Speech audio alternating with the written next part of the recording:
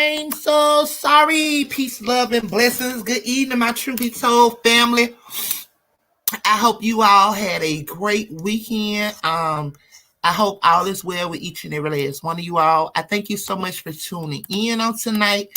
For those of you that are in the comment section, I ask that you all please hit that like button, comment, share, subscribe. Shout out to my girl Beat It. Shout out to Miss Deidre. Hey, Miss Demetra. Blessings, babe. Shout out to Mr. Bass. Oh Lord, my thing doing something everything, baby. Okay, y'all, let me take it up a little comment section. See who's in the comment section. Okay, so Mr. Bass, Vita, and Demetria. So once again, peace, love, and blessings to everyone. Y'all hit that like button, comment, share, subscribe to the channel so that when we go live, you all will be notified. Also, tonight we're going to be bringing you all what's going on in the world as we do. The things that you all should know that what's going on in the world. Not what you all want to know, but the things that you all should know what's going on in the world. Once again, this is for educational and entertainment purposes only. This is pertaining to the bank, the 400K, the radioactive water leakage that has occurred, you all. So, like I said, we're bringing you all very informative news on tonight that you all need to know but not want to know. So, once again, thanks for everybody. Thanks to everybody for chiming in. And I love you all.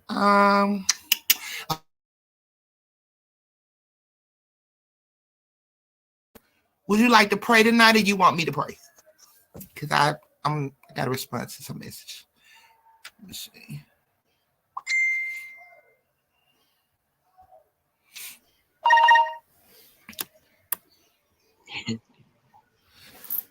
I'm sorry, my phone going haywire. I am going. Oh my God. Okay. I'm sorry, y'all. Mr. Bass. Yes, ma'am. Would you like to? I got you. Where you at? Okay, hold on. Okay. No, I'm just checking out this thing. They just sent a message about the family reunion. I'm gonna remove myself out of it because I'm not going back home. I ain't attending no family reunion. But go ahead, Mr. Bass. Good evening, everybody. Thanks for joining us. And we have some informative information for you tonight. So, with that said, let's reach out to our Father. Father God, we thank and praise you for all that you're doing. Lord God, we thank you that you put us where we should be, and when we're not where we should be, that you let us know. And Father, I pray that our eyes be open, our ears open, and only speak when you call, ask, or give us something to speak. Father, we thank you for the content tonight. And Father God, we look forward to your moving. Your moving with and in, truth be told. So with that said, I said thank you in Jesus' name. Amen. Uh Boss Led, I got a question for you. Hey, Mr. Bass. Do you think that we have entered the pre-tribulation or the pre-rapture tribulation period? Hold on, Mr. Bass. Let me I'm about to look. Great. Can't wait to discuss. Okay. Yeah, I'm just removing myself because um, you gonna send a message. No one has responded to saying that in this so-called family reunion group since it was created about a month, right? So tonight at 9:03, you said tomorrow I need clear confirmation on anyone who has not entered with a purple heart so that you can discuss, okay, locations, plans, and what needs to be paid. So you all are coming up with everything. Nobody knows anything. For anything, you can just say each family need to pay citizen. Good night. Okay, I'm sorry, Mr. Bates. I had to just come out of there. So Nah, I my spirit ain't led with it, and it's a family reunion. But okay. So what you were saying, Mr. Bates? I so apologize, y'all. I was saying, with all this stuff that's going on right now, do you think we have entered the Oh pre-rapture yes, tribulation? yes, yes. We've already done that. However, Mr. Bates, remember, I don't think nobody You got a bad connection. You keep going out. has sounded. The sixth trumpet has sounded. So you know that with that being said, within that frame, the sixth trumpet was sounded, and there was the period of which you talking about. It was right in that period, and then came the seventh trumpet that was sounded. Then boom, you get what I'm saying? Uh-huh. So that's why I've been, in my little zone. And yesterday I really got a word. Yesterday, which was actually confirmation. Um, because I be so focused on everything and everybody and everybody's issues, problems, baggage, like surrounding in my circle, like far as work and my children and stuff like that. But I Um, never stopped to say, well, what about boss lady? You know what I'm saying? Because God is not pleased that we also neglect ourselves, Mr. Bass. You know what I'm no, saying? Saying, I don't know why I just said that, y'all. I don't know why I just said that. Maybe somebody on here needed to hear that, because God will also hold us accountable for that, y'all. I don't know why I just had to go there. Now, I just skipped. I answered Mr. Bass, but I went further deep off into it and I said something else. So I don't know. Only you all in the comment section, you all know what it meant. I'm just being obedient, and I just let the Lord just speak for me. And listen, I just kept going, but God is not pleased that we neglect ourselves. He's not pleased with that, about that. But Mr. Bass, you are absolutely correct. And so when you know that word, Mr. Bass, as everything we're about to bring you all on tonight, that we're about to bring the family, Mr. Bass, it's about to go down. People about to say things that they have never seen before. It's about to be. Remember, we said that some things about to take place in this world, but those who love God and know God, we're not moved by it, Mr. Bass, because you know how the saying is, being ready so you won't have to get ready, Mr. Bass. We ready, and that's why we try to spread the word and tell the people, and tell the people thus said the Lord, and trying to show them things. And also, like, what we're gonna do tonight as we play these scripts, I'm gonna go in the word, and I'm gonna bring forth the word as it is written, as we go through this, okay? And I'm gonna put them in the comment section. But Mr. Bass, you are absolutely correct. We are in that period, because see what's about to happen right now.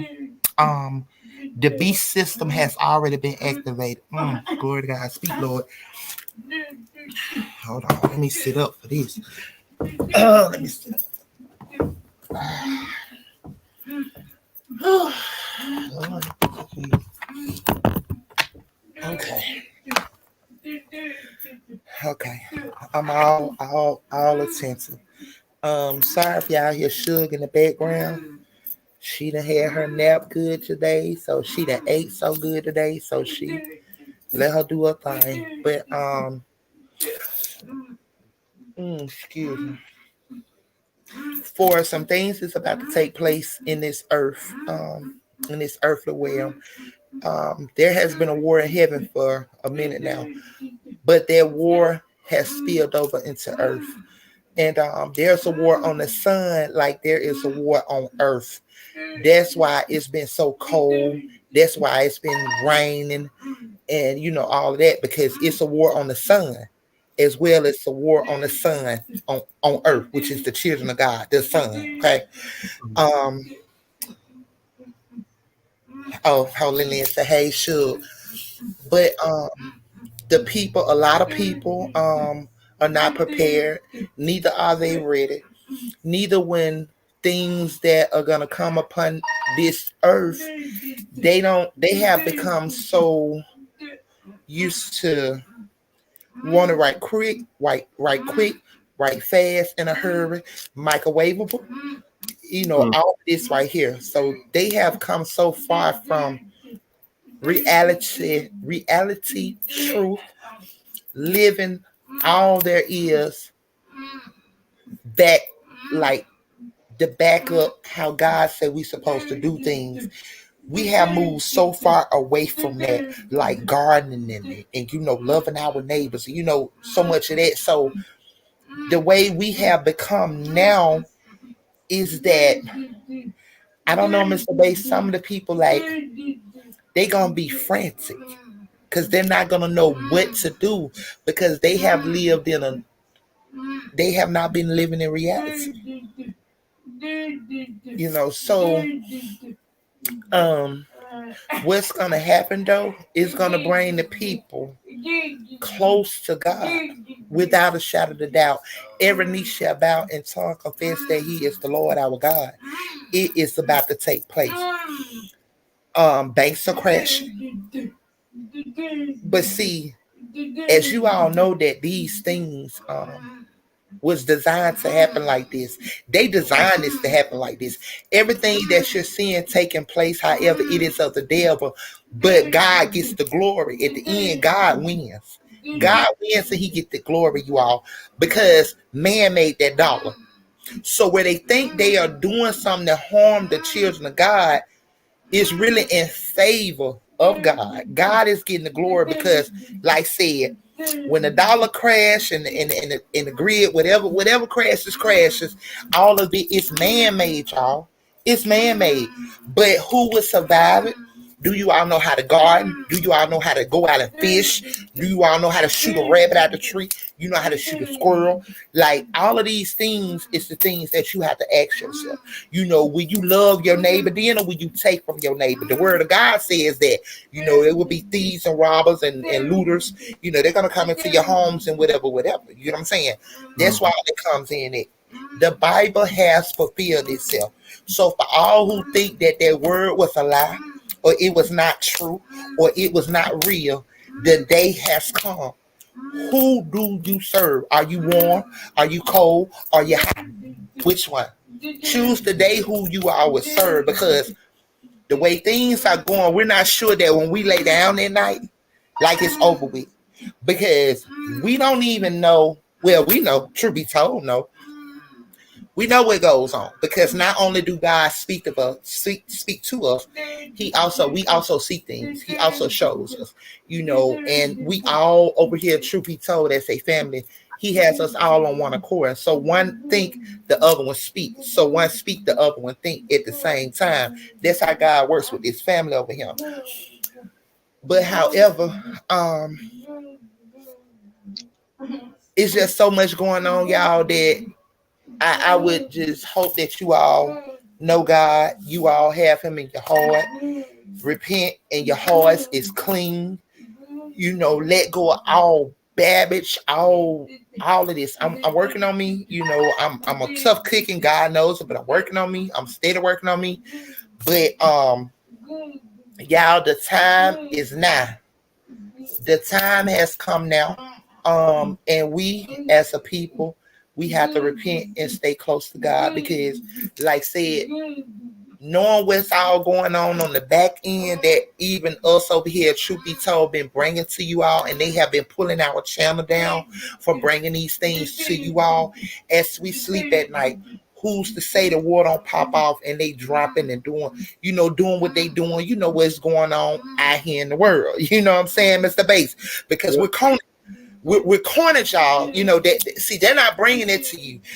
They're only bringing to you all. Why it said, what did it say?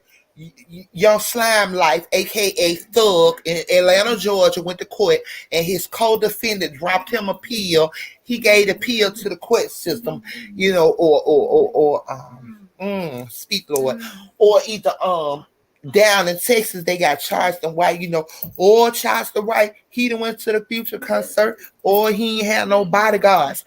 Or Kanika Jenkins say y'all been. Kanika Jenkins' mama say y'all been getting money off of her family for forever. Or Jay Prince and his family. I'm telling the truth, saying the devil. Listen here, or Jay Prince and him down on that farm and all this and all that. Or this in Mexico and this and that, this and man, listen here. All of this is distractions. For the devil has brought you all distractions because guess what? You're so far off in the world that in and everything that is going on within the world, it seems to be a problem. You understand me? It seems to be a problem, and it seems to be what's so inciting to the people that you all don't even see what's before your eyes. Oh, ye a little faith. Oh, ye do not see what is about to take place in this world that you love. You understand me? But God, so, oh Lord, Mr. Bates, I think you to open up some. You to open up some. Oh, ye a little faith. Oh, ye a little faith is what I keep hearing. Y'all, just know that God is God and Jesus is Jesus, King of Kings and Lord of Lords. And listen here, I ask that everybody just pray, get closer to God. You know, we know how we been here, but we don't know how we going. You understand me? Get your hearts clean, get them right, purge yourself. You know, with sins known and unknown, because sometimes we can have things within us and we're not aware of it. Sometimes we may sin not even knowing, you know, because you're moving it, you know, doing so much. It could even be a thought. A thought can be a sin. You know what I'm saying? It's just anything. It's just lining up with how God wants us to be, y'all, because we not promised. We not promised. And this what is going on this flat earth with this firmament that does not move and that will not move according to the word of God. His earth that's flat. Okay. Mm, I hate to see it, you know, if we have lived from day to day, y'all, and we catch hell and go through hell from a day to day life as we experience it. We catch hell and go through hell. I don't want to die and go to hell.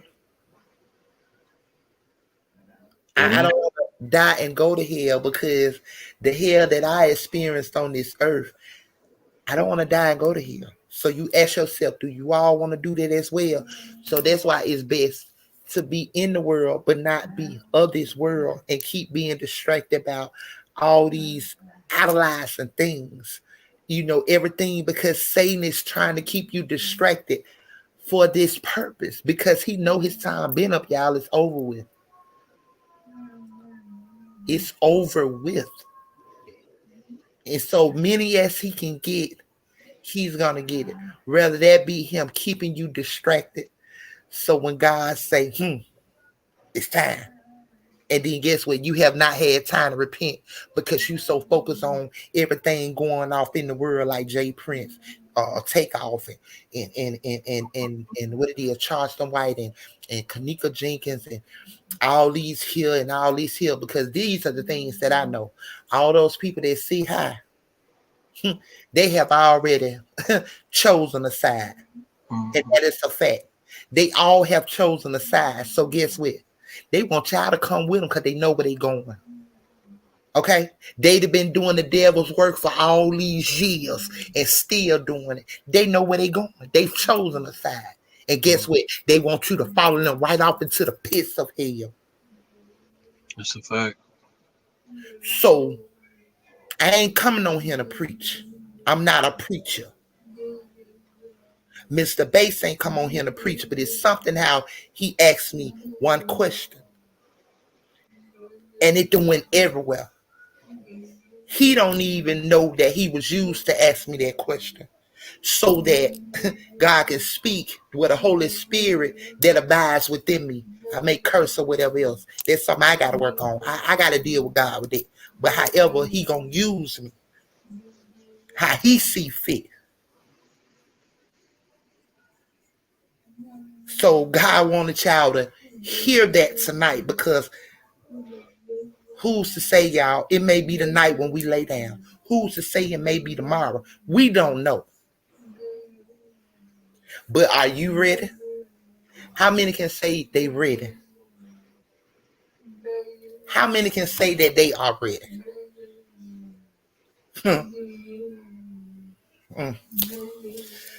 Oh, okay, Mr. Bass, I'm sorry. I'm not sorry, but yeah. Yeah. Mm. All right then. Jesus. And mute up and Yeah, I'm about to yeah, I'm talking about me so that we don't get no echo while I'm playing the video. I got you, Mr. Bass. I'm about to go on mute. But the spirit moving though. Go ahead and play that. And I'm gonna go through the scriptures so that I can bring it forth. Oh boy, what the day is? Monday? That's right. Man, I don't know what God about to do, Mr. Bass. It's about to go up tonight. So just know that, oh, then the number 7. Oh, glory be to God. Spiritually. Spiritually, y'all know what the number?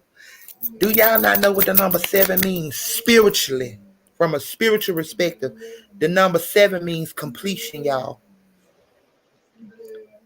8 being the new beginnings. So we have 7 zeros on here. So as we just spoke, and as we just spoke, and what just went forth in the atmosphere. Oh, now it's number 8, new beginning. But Mr. Bass, I'm gonna go on mute and I'm gonna allow you to do the content. And I found this very interesting as I was pulling the content, because it brings awareness to the banks. It brings awareness to the stockpiles. Also, I think I've already done it, but I will also do again. The Lord had given it to me. Hello, Parch. The Lord had given it to me, but I will share however He given it to me. But I will share. Those who know. If I'm being disobedient, which He know me, I have a loving heart and I believe in sharing the blessings. So if you do, you do. You don't, you don't. I will just share what the Lord had shared with me and told me, and I'll do that at the end of everything. But go ahead, Mr. Bass. I'm about to go on mute, and as you pull things up, I'm about to continue with scripture. Thank you all so much.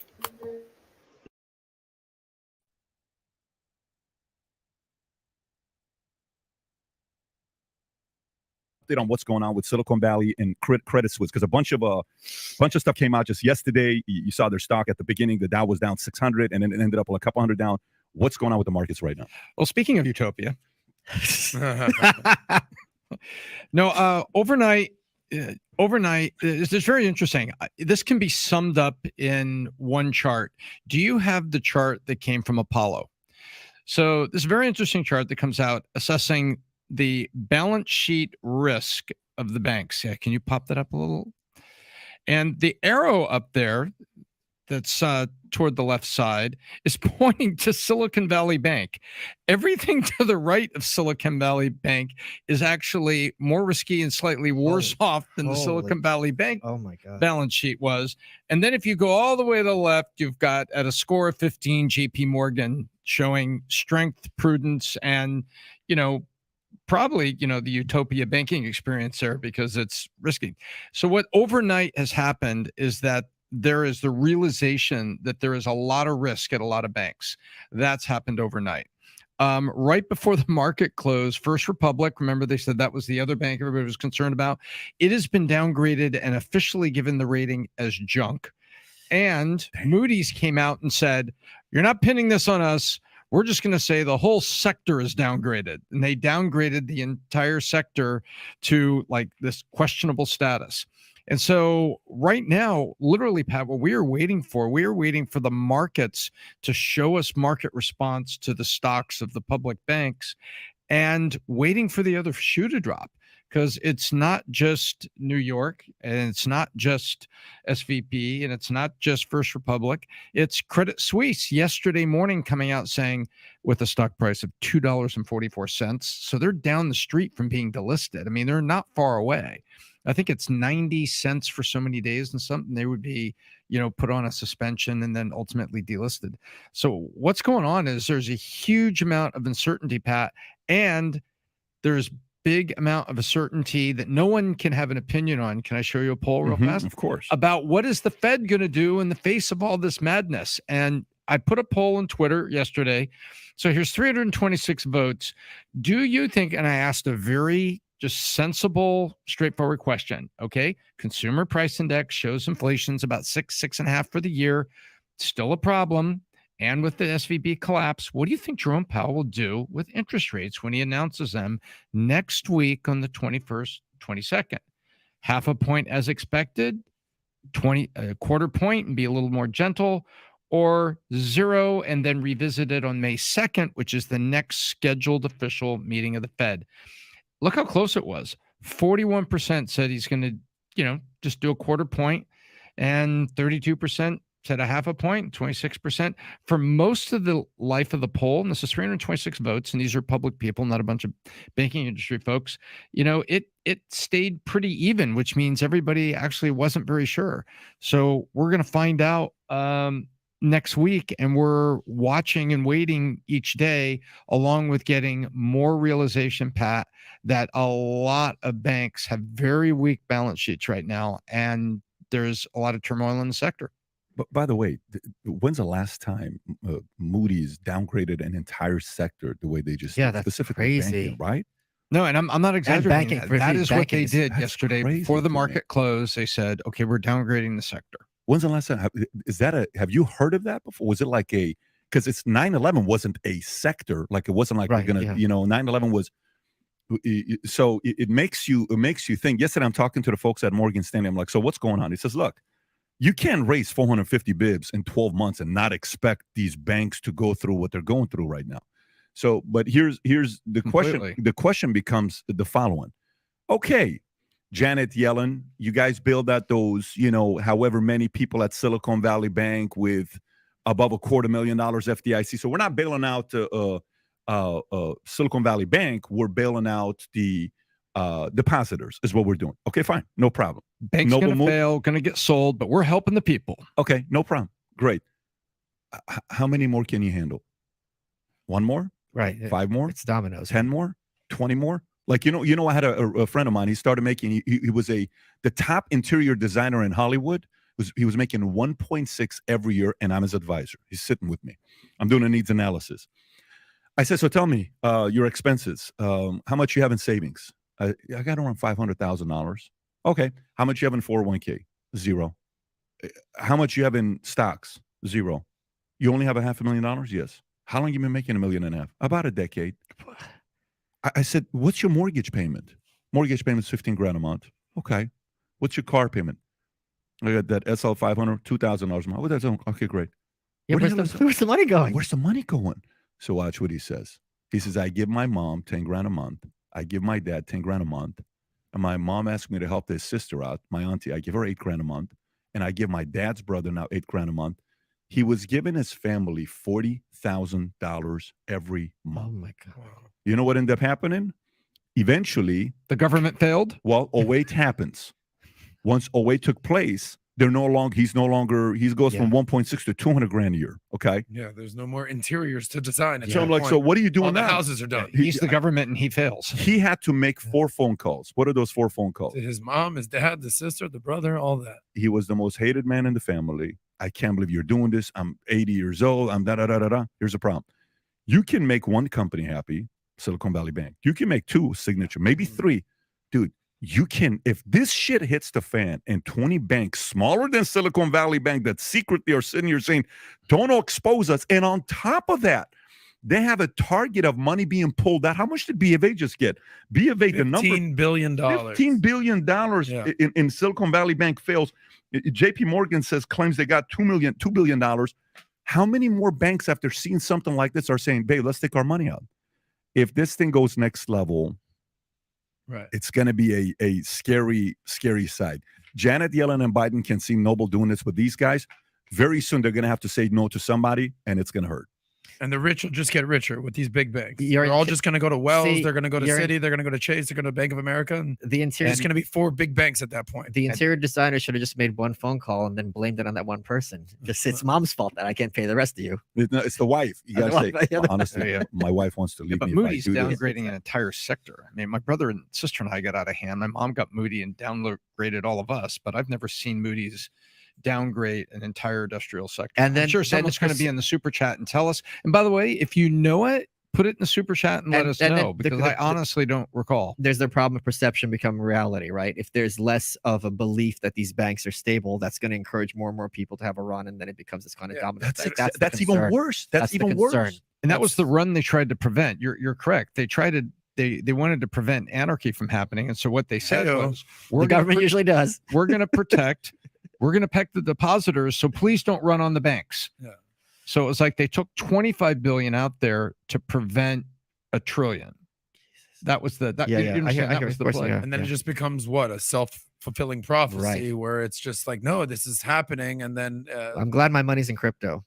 Yeah, that's worked 100%. out well for the last year. Not 100%, but yeah. You can't be serious, Michael Malice. What do you You're mean? glad your money's in crypto. I am right now. Of course I am. Yeah. Right now? Yeah. What about over the last year where it's gone down 70%? I bought low, kept it, I hodled it, then it went down. It's still there. I'm not going to sell it when it goes down. I will tell you, and I'm not a pro Bitcoin or an anti-Bitcoin guy. Like, I'm not, during the entire, hey, can you do a sponsorship for FTX? We've never done it because I'm not, that's not my world. Sure. So we've never taken a sponsorship from any crypto guys, and we've gotten a lot of requests. Kind of like how you say, I'm not educated enough on the Ukraine to give it. I'm not a crypto guy to say, hey, here's what we're doing with this. But I will tell you this. If I am a Bitcoin guy, your argument right now is getting stronger. Okay. That's why Bitcoin went up 20% in a day. Went from 20 to 24,000 the other day. This is a very good time for the pro Bitcoin folks to be selling what they're selling. The only challenge they have right now is the following is, my concern's always been, we've had Michael Saylor on a few times, and we've had a bunch of these guys. My only concern's always been that these guys going to want to regulate. So the whole CBDC, they come out there, try to regulate the crypto community, what that's going to look like. And they're going to use this crisis to say, what if this happens to crypto? What if this happens to this? They're going to figure out a way to regulate that. If they don't, I think Bitcoin's a good place to be if they don't get their hands on it. But again, we'll see what's going to happen there. All the DeFi guys are out there saying, see, told you. Yeah. No, by the way, exactly. Huh? They should say it.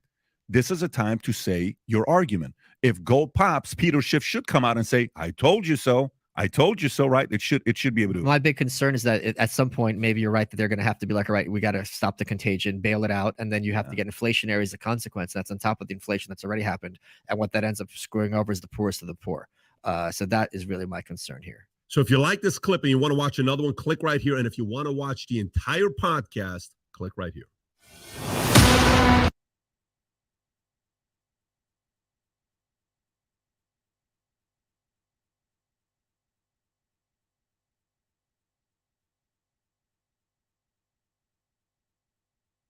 Yeah, I just want to shout out to that video is Valuetainment. If you're into finances and things like that, it's a good show for that. And he also comes up with some decent interviews. Minutes rewind. A lot of people are worried about their bank these days.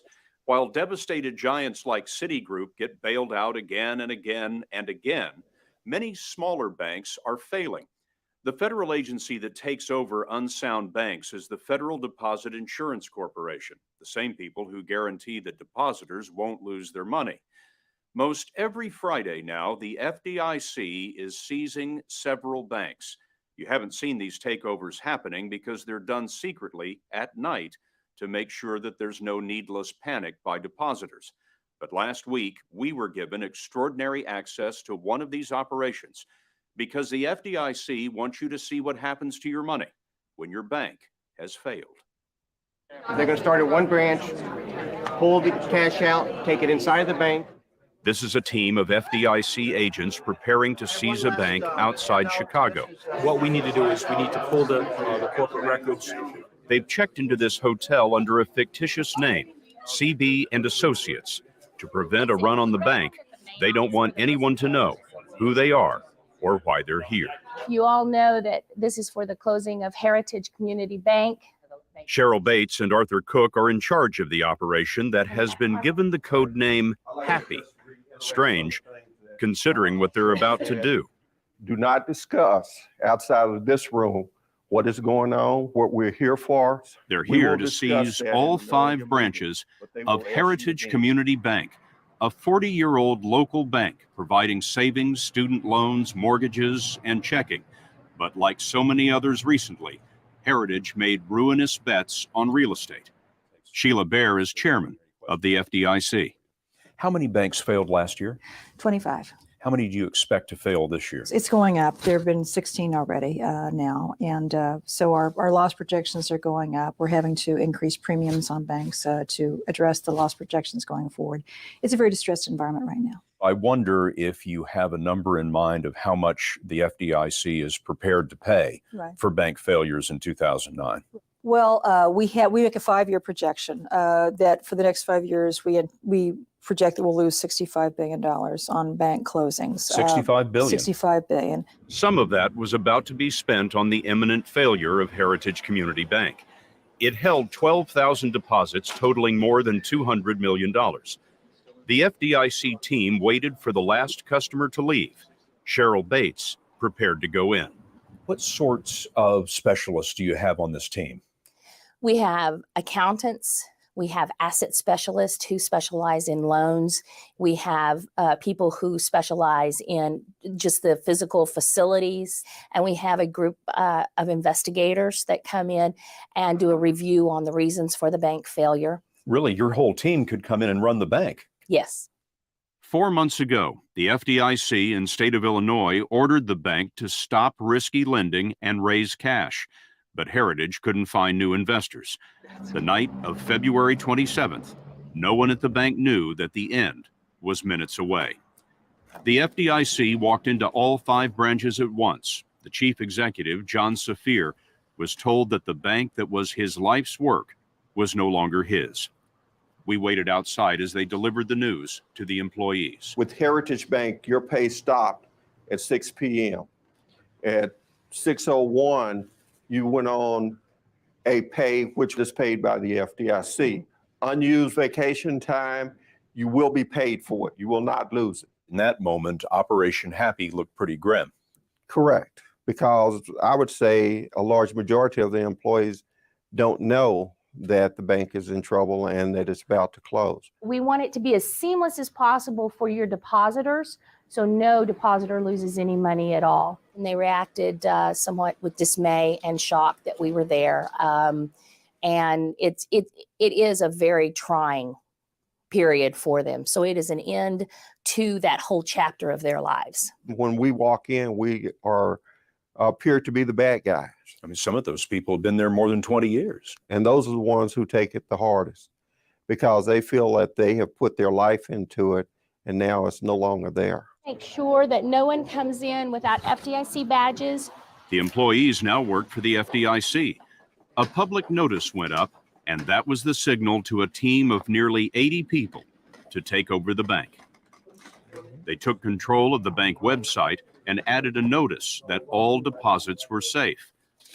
Then they started an inventory of all the assets and liabilities. What's happening right now? We're getting the bank personnel assigned with their FDIC counterparts. The accounting people are meeting with our accounting managers. And then we have an investigations group that comes in and does a review of the bank. They broke the news to the media and prepared to reopen the bank Saturday morning, as usual. What do you expect from the customers? I think the customers some of them will come in with a sense of fear. Fear created the FDIC in 1933 after the Depression set off panics that wiped out even healthy banks. We've been around for 75 years. Nobody's ever lost a penny of insured deposits. No depositor has ever lost a penny no, since the FDIC went into business. That's right, of insured deposits. That's absolutely right, which is why you need to make sure you're below the insured deposit limits. But no one's ever lost a penny. And the insured deposit limit is what? Right now it's $250,000. That's the base limit. When the FDIC comes in and makes depositors whole at a bank that has failed, right, is that tax money? No, it is money from our reserves, and we are funded by insurance premiums that are assessed on banks. So no, it is not taxpayer money. FDIC Chairman Sheila Bair is a former Treasury official and professor of finance who's written children's books on the wisdom of saving. Maybe some of the CEOs on Wall Street should have read the children's books. Maybe so. Maybe so. Bair warned 2 years ago that bad mortgages threaten the financial system. Now she's managing the biggest bank failures in years, including the collapse of Washington Mutual and last summer's sudden failure of IndyMac in California.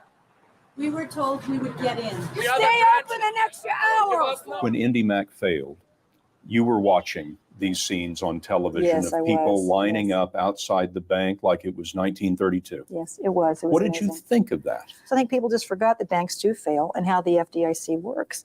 Their money was safe. It was safe. It was probably the safest place in the world to have your money because we were operating the institution at that point. What sort of hit was that on your balance sheet?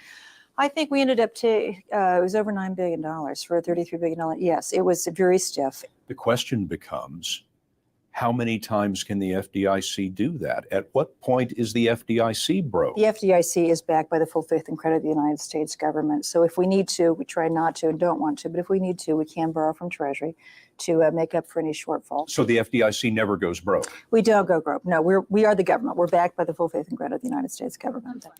But customers at the former Heritage Community Bank outside Chicago weren't so sure about the safety of their money. On Saturday morning, the bank reopened on time, and the FDIC's Ricky McCullough stood at the front door. The people who were coming in this morning, what were they asking you? Can I still write checks? Can I access my safe deposit box? Can I use my ATM machine? And to all those questions, you answered what? Yes. Customer Bill Hess showed up on a mission with an empty briefcase. He intended to leave with all of his money. We'd be glad to answer any questions for you. I don't care anymore.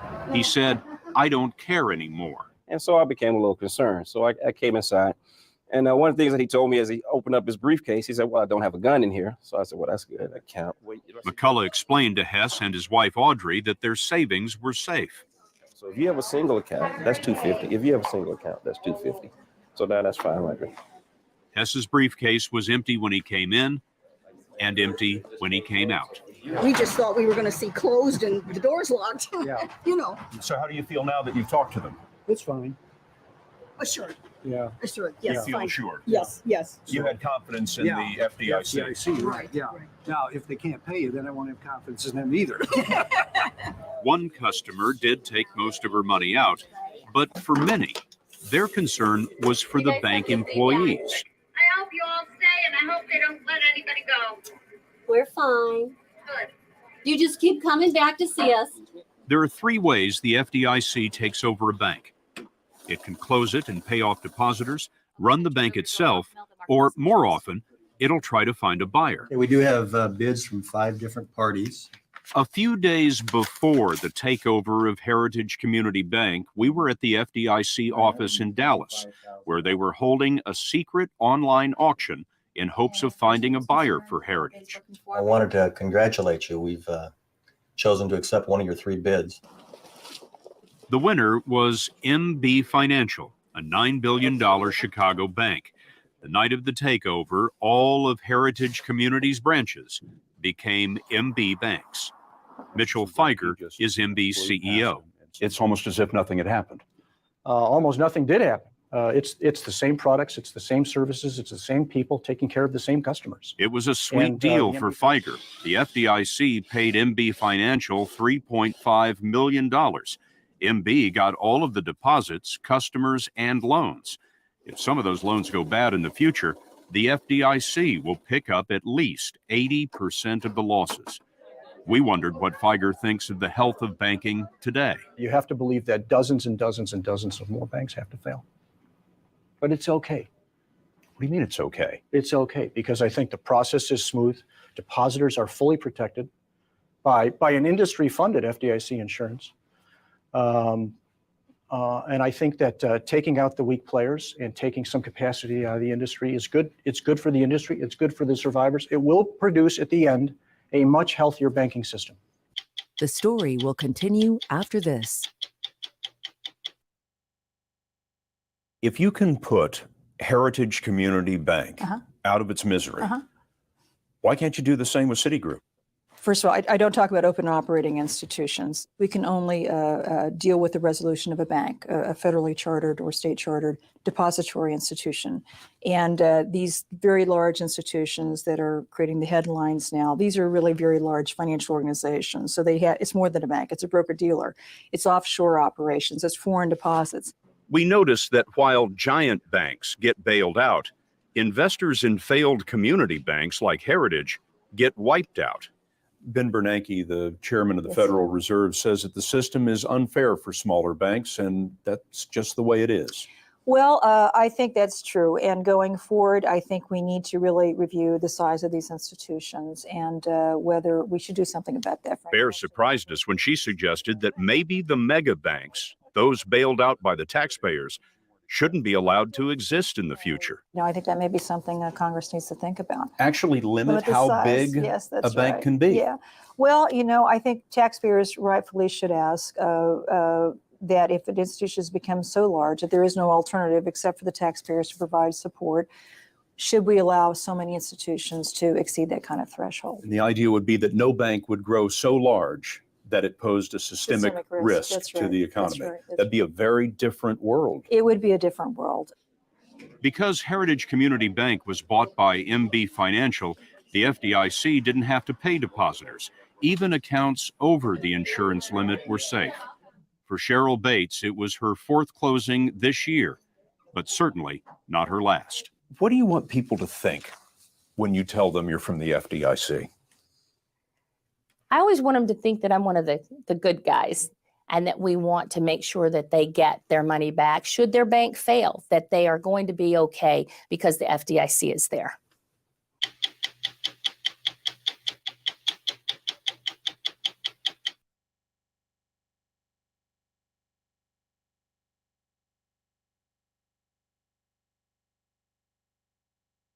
Real.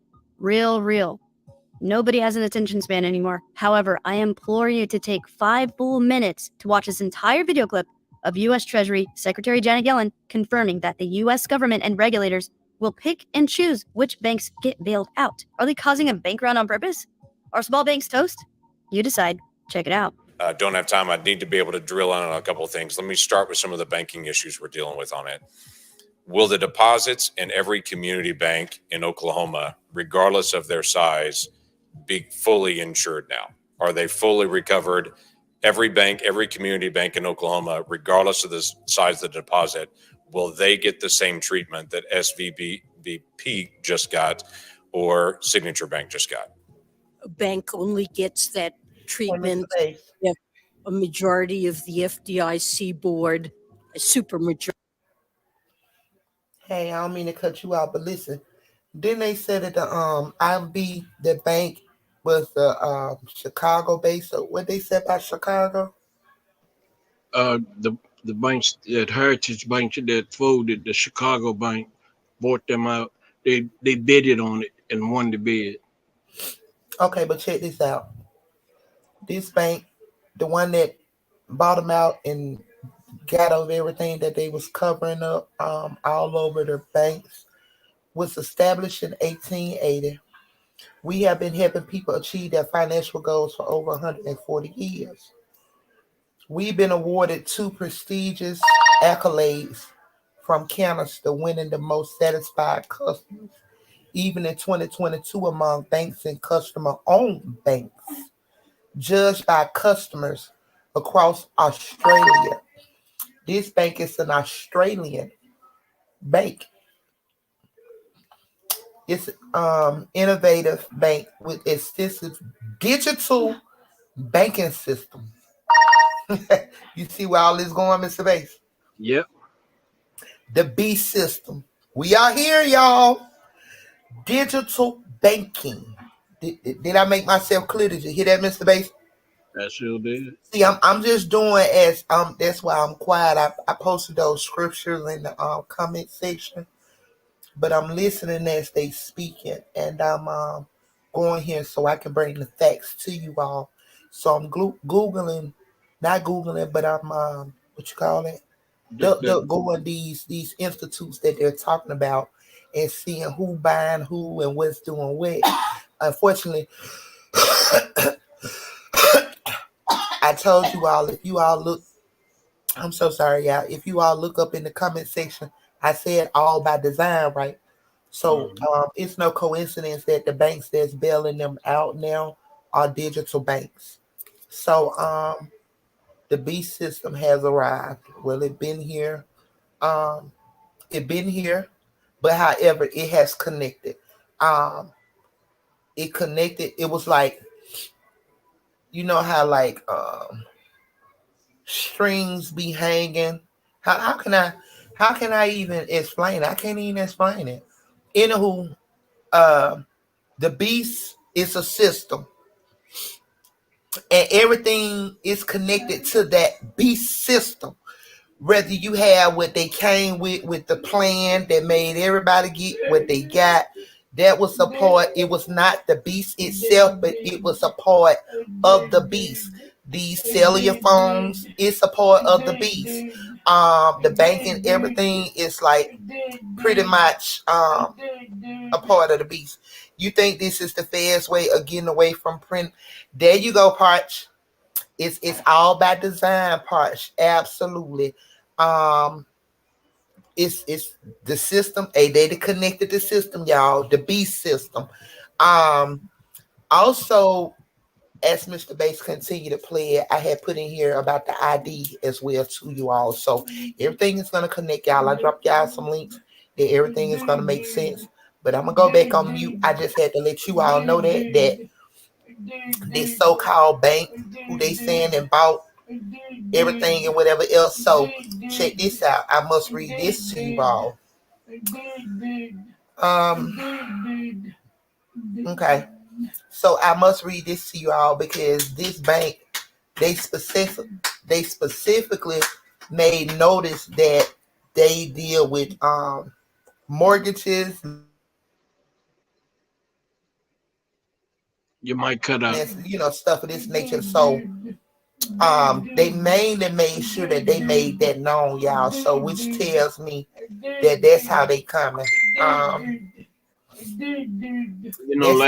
Coming and pertaining to the home loans. You said what, Mr. Bass? Last week I told you. I was asking, did you think that all this going down with these banks so they can sneak in that the CBCC, central bank? Yeah. Mm-hmm. Mm-hmm. Yeah, and bingo, you just asked that question last week, and here we are today, Mr. Bass. Mm-hmm. You are absolutely correct. You remember when I said what I said? When I tell you all, I got my bags packed, lifting off the grid, however, whatever, because I know how they coming. They listen. They know it's a system. They know who took what, who ain't take nothing, who did what, and who ain't did. Okay. We already knew, especially we the front run, we ones on the front line, the ones who ain't doing what they want us to do. Okay, so you know they coming, but I don't care nothing about that. I repeat, for God I live, for God I die. But two, nobody's gonna make me be a part of no system. For God I live, for God I die. I'm gonna lay it down, however they want to do it. So I'm trying to get in that place. If God still have me being here by that time, if that's how they want to go it, I pray to be changed on that level, because in my flesh want to get down with them, y'all. I got enough ammunition. Let's get it. I fear nothing, especially not death. I have accepted death. But however, y'all, I just pray that God changed that side of me, because my son spoke something. He said, Mama, even if, he said, that's what I want to do too. He said, but if that's the way we're going to do things, then we prove nothing. We'll still be just like them, and we will still go to hell. However, we have to do as Jesus did. You know what I'm saying? He didn't take nobody out. He didn't war with them. He could have did whatever he wanted to do, but he didn't do all that. So my son got me kind of thinking right there, y'all. You know what I'm saying? So that's why I got to work on myself, because that's that part where turning the other cheek. I don't know, y'all. If that's gonna take me to hell, y'all, that just might be the one. Cause I don't know, Lord. Lord knows I don't know. For God I live, for God I die. But however, y'all, I'm thinking about warring it out. If it gets to that point, if I'm here and that's how they coming.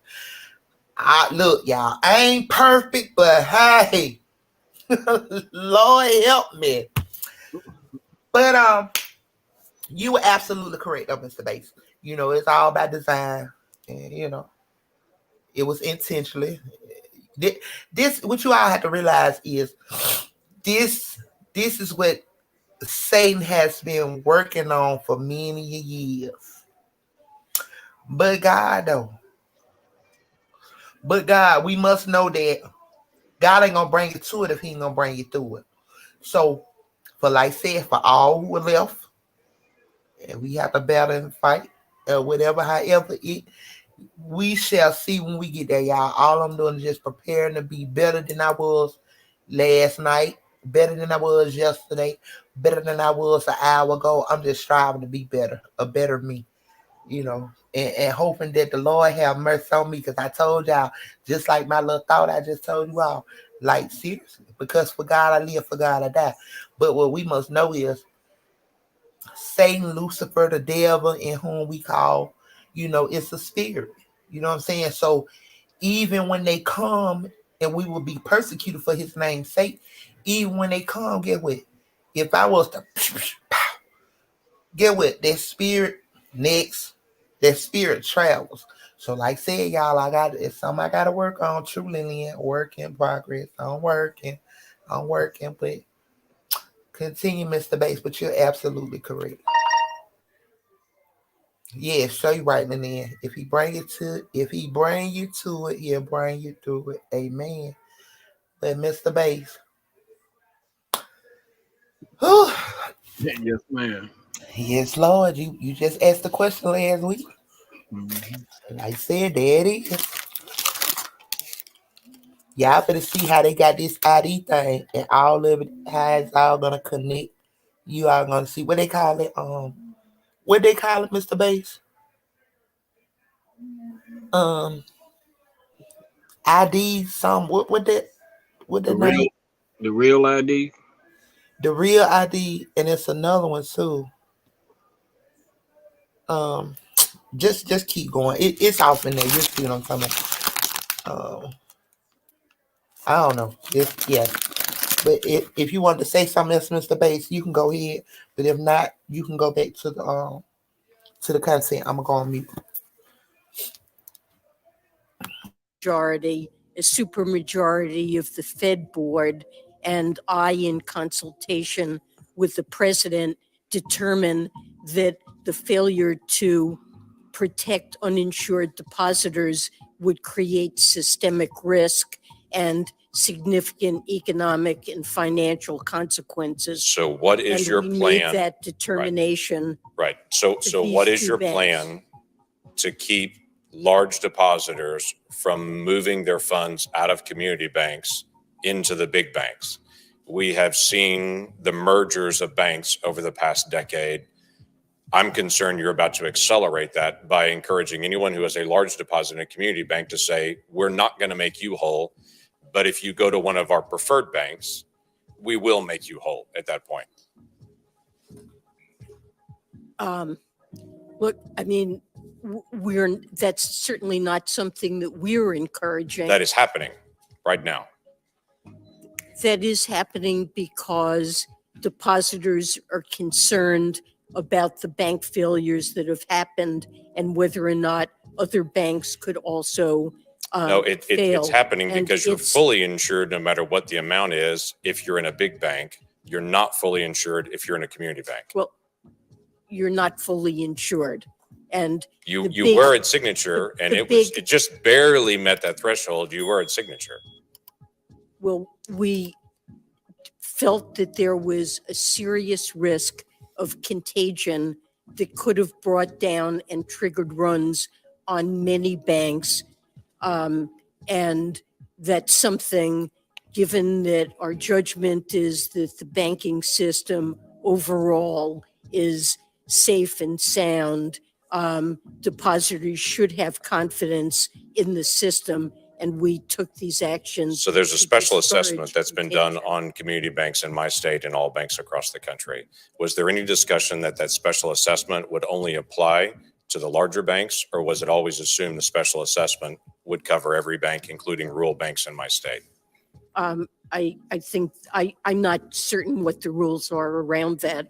That's for the FDIC to determine. It has been reported publicly that SVB had a large number of Chinese investors that are there, including some that were companies directly connected to the Chinese Communist Party. Will those individuals, companies, entities, and investors that are Chinese investors be made whole based on assessments in my banks in Oklahoma? So what I'm asking is, will my banks in Oklahoma pay a special assessment to be able to make Chinese investors whole from Silicon Valley Bank? Uninsured investors will be made whole in that bank, and I suppose that could include foreign depositors, but I don't believe there's any legal basis to discriminate among uninsured. I get it, but depositors. I'm just saying that my community banks are going to pay this additional fee. It is always fascinating to me as well, the conversation that taxpayers are being made whole in this. The taxpayers are not going to have any kind of consequence on this. I'm sure my bankers are going to be very excited to know they no longer pay taxes, and their banks no longer pay taxes. Credit unions don't pay taxes, banks do. And so they're definitely taxpayers as well. And all banks make their revenue off of rates and fees and such to their account holders, which means every Oklahoman will pay higher fees in their community bank. We're just going to have to move on. If we have a collapse of the banking system and its economic consequences, that will have very severe effects on banks in Oklahoma that will also be threatened. I'm just worried about the long-term. We are going to have to move on, or we're not going to get all senators in. Senator Cortez Masto. Yes, in a mere 5 minutes, the U.S. Treasury Secretary conceded that the Fed is destroying the U.S. community banking system. Why? They are using this crisis that they created to usher in a new Orwellian financial system controlled by their own central bank digital currency, or CBDC. How do they do it? Hello, I'm Crypto Casey, and in this video, we are going to explore the absolute tsunami of bank failures that is headed our way, and how unprecedented financial history is unfolding right before our very eyes. Let's hit it. Please check out our sponsors, CoinLedger, NordVPN, and Ledger. Start getting your crypto taxes sorted out with CoinLedger's cryptocurrency and NFT tax software that will save you time and help maximize your refund. Secure your data, privacy, and access to important financial and cryptocurrency accounts from hackers and trackers by using virtual private network services provided by NordVPN, which we could redeem for a special discount below. And please make sure you are taking complete control and ownership of all your digital assets and cryptocurrencies by using secure cold storage hardware wallets like Ledger devices. So make sure to scroll down and use the links below to access the correct and official sites, as well as redeem any special offers they have for us, all while supporting the channel. Sweet. So how did the Fed create this crisis? And what are they trying to blame it on? Here's a tweet by Dan McArdle that summarizes it nicely. So, regulators force banks to hold tons of treasuries, banks load up during ZIRP, Fed prints $5 trillion. Oh my god, inflation. Jerome hikes at fastest pace ever. Bonds crash. Banks realize massive losses as depositors demand withdrawals. Everyone blames Bitcoin and crypto. LOL. But as banks are collapsing, Bitcoin is no longer being treated as a tech stock. It is a completely different use case now for people that have had the realization. And if you haven't, or if someone you know and care about hasn't had this realization, watch and share this video breaking it all down by clicking on the link above. And just to be crystal clear, it's not about trying to convince people of something. We all have our own beliefs, have our own unique experiences and perspectives on all aspects of life. So it's actually a matter of knowing and understanding something before everyone else, which at some point in the future, everyone else will know and understand it. And at that point, we're likely looking at a 100K Bitcoin and beyond. So by knowing and understanding how Bitcoin works and what problems it solves early, we will likely reap the benefits of its potential substantial increase over time. The government is weaponizing market chaos to try and kill Bitcoin and crypto by shutting down access to and from traditional financial systems like the banks. And in reality, yes, banking is a necessary evil for us to transact, unfortunately, for now, but they need us more than we need them.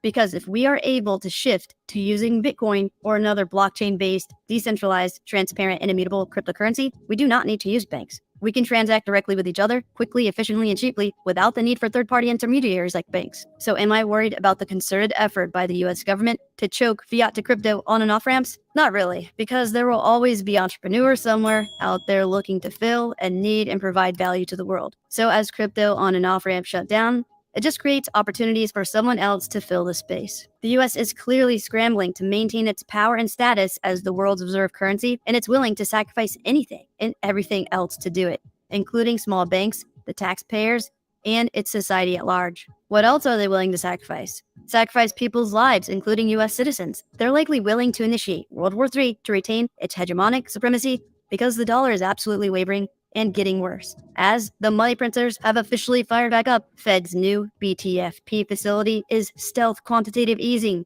injecting up to $2 trillion in liquidity, JP Morgan concludes. So inflation will continue to spiral out of control, and it is legalized theft, and that it degrades, devalues, and dilutes our US dollars that we trade our most precious limited resource for, time, as well as energy, which is a violation of our property rights. As we've been harping on here on the channel, our lives, liberty, and property are in jeopardy, and the markets reflect people's overall feelings and sentiment. So if we look at the bond market in particular, it clearly indicates that no one believes these bailouts are going to work. George Gammon brought up a great analogy in one of his recent videos I will share with you here to illustrate the fact that smart money in the bond market is preparing for a financial meltdown, while everyone else may think this is an isolated event. This tsunometer is a tsunami detection device, and this little wave here is Silvergate, Silicon Valley Bank, and Signature Bank's collapse, as well as Credit Suisse's near collapse. So you can see hardly noticeable on the surface of the water. So most people are shrugging it off. Now, as the wave comes upon the tsunometer, danger is detected. And the tsunometer, in this analogy, is the bond market, and it signals to this surface buoy and satellite,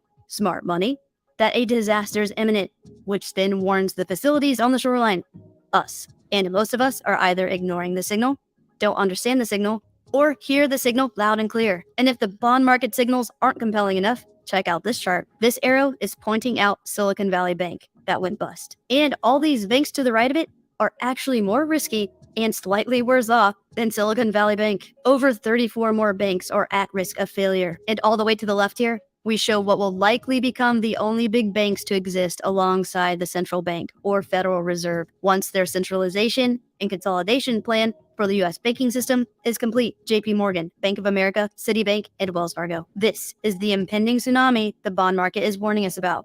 Massive systemic bank failures, and not all of them will be bailed out.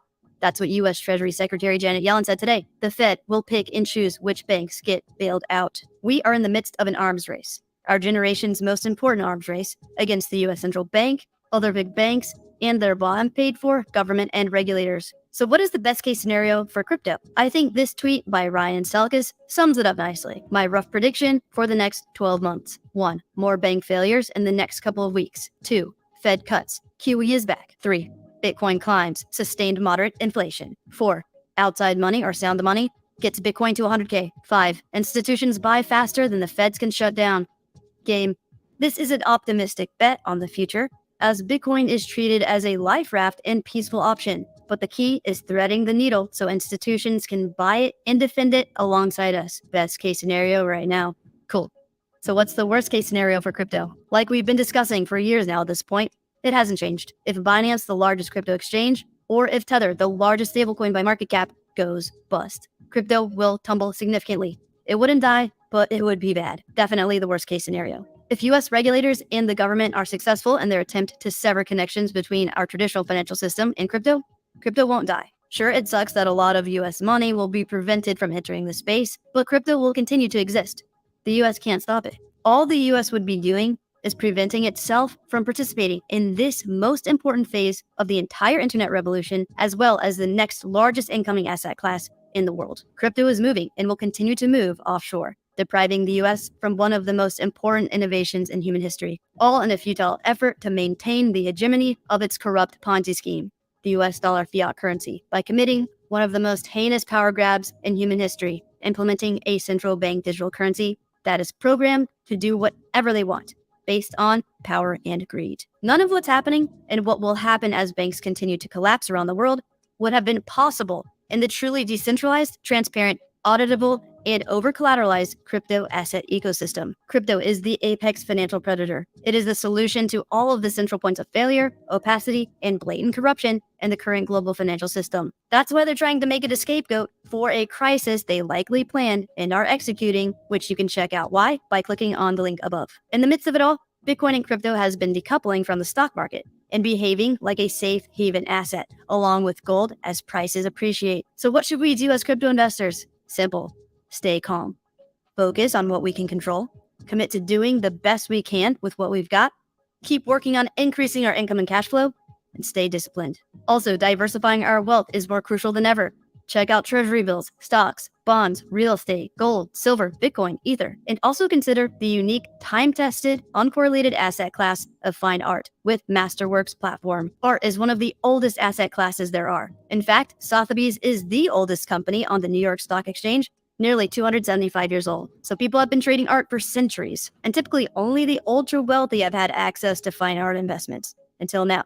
Masterworks removes the barriers we would otherwise face if we tried to invest in art on our own, because the costs are extremely high for the average investor. So they take this very large asset class, which is roughly $1.7 trillion, and make it accessible to a wider range of investors with their platform that transforms physical art into share-based ownership. Here's how it works. Masterworks uses their expertise to select and buy art they believe to be investment-grade paintings, then they file it with the SEC. Similar to how a company goes public. And finally, they sell shares of the painting, which allows people like us to own fractions of pieces of fine art. So this is the first opportunity for anyone to invest in multi-million-dollar artworks, and Masterworks has become so popular that there is a wait list to join. However, if you use the link below, we can skip the wait list and start diversifying our investment portfolios into this unique asset class. So scroll down and check it out. Cool.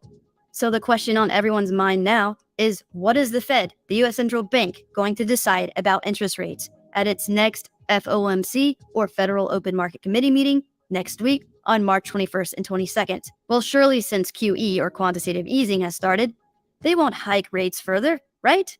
Wrong.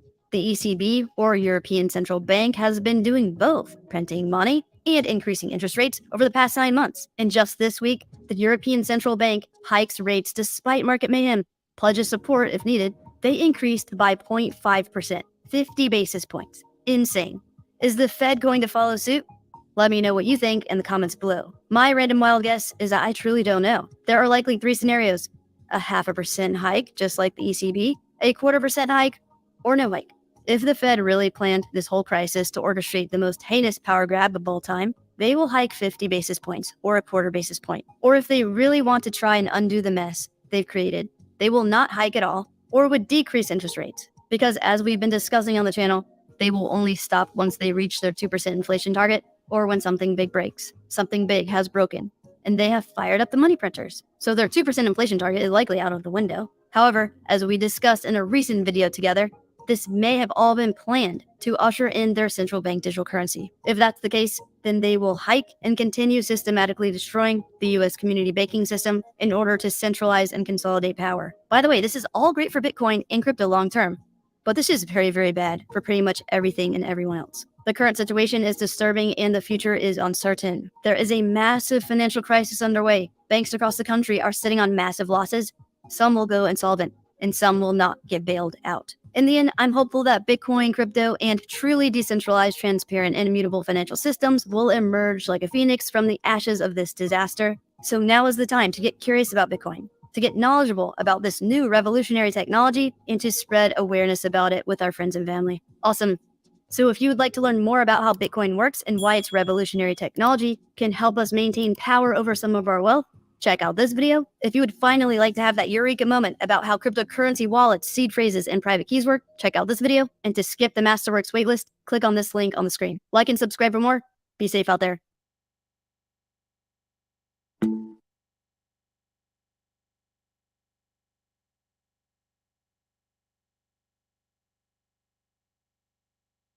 What's going on, guys? There's a lot of questions coming around the Silicon Valley Bank, or the SVB. And of course, it had a total collapse this past week. A lot of people have been panicking about that. Not just if you're an investor in SVB, but just other banks that could be possibly affected. One of the things about our banking system is it can cause a domino effect if there's panic. There have been a lot of policies in place that have strengthened banks since the 2007-2008 crash that we had. But this is still concerning. But there are a lot of major companies like Etsy, Roku, Circle, which is a cryptocurrency depositor. There's a number of other companies. One of the biggest fears is that these companies will not have the working capital to, number one, pay their employees, to pay payroll. Secondly, just working capital that it takes to go through and just have a business that functions. Over 90% of the customers at SVB have well over $250,000 in those accounts, which the FDIC insures that amount. But now, of course, the federal government has come in and said they're going to go beyond that. They're going to take care of the money that's in those banks. The problem is a lot of the investors, they're just going to lose out. But that's just part of the game. But it looks like things are going to level out and we're going to not be in a panic. But let me just say this, guys. You know, I've even considered at one point this past weekend going on Monday and maybe withdrawing some cash out of my bank. But we have a local bank. And that's one of the things that's really good to have, is a community bank in your area that you can trust and you can depend on, that's not going out and really one of the things that Silicon Valley banks did was they invested in a lot of honestly woke type companies, and those companies just didn't make it. They were high risk and they put a lot of money into it, a lot of other things, and I'm not going to go into it because you can read all this stuff in the news. But the fact is we need to take time to look at what if we had a banking collapse. And so how do you protect yourself from those kind of situations? I mean, you may have a lot of money in the bank and guys, it could be gone. But to survive and to continue on, what are you going to do? First thing is have cash. Definitely have cash around. I can't tell you how much you need to have. It's all a matter of your bills and the things that you have. Because just like in Greece right now, ATMs are limited to how much you can withdraw. And I mean very limited. And even using your bank card, you're limited with daily limits on what you can use. And a lot of countries that have gone through this same thing, they put big limits on the amount of money you can withdraw. So you need to be able to buy food. You need to be able to take care of just basic necessities, pay your bills. And if you can't withdraw that much money, it can get really tight. So first thing is again, having cash. Second, get out of debt. Get out of debt. Get your stuff paid off. Get your house paid off, or at least get it ahead with payments. And your vehicles, credit card debt, definitely get rid of that. Number three, and this is a big one, guys, and I talk about this a lot, is investing in precious metals.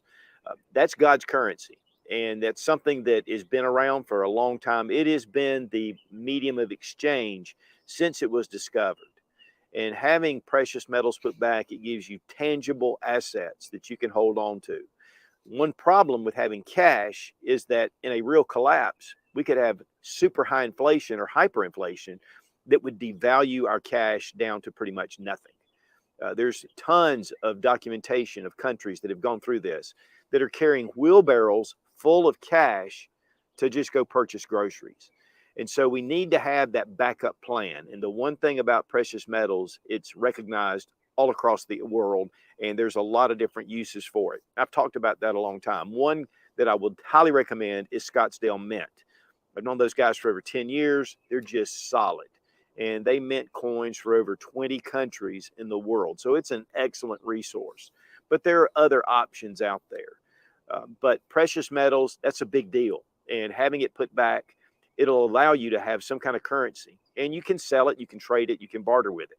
High value items that you have, being able to sell those items. And there's a lot of different ways you can do it. Of course, word of mouth, but also Facebook Marketplace, different online sources to be able to take these high value items that you can turn into cash to be able to pay your bills. But guys, to the heart of the matter, I mean, we're preppers. This is the Sensible Prepper channel, and prepping, having food, having water, having things put back that you need to get through a tough situation.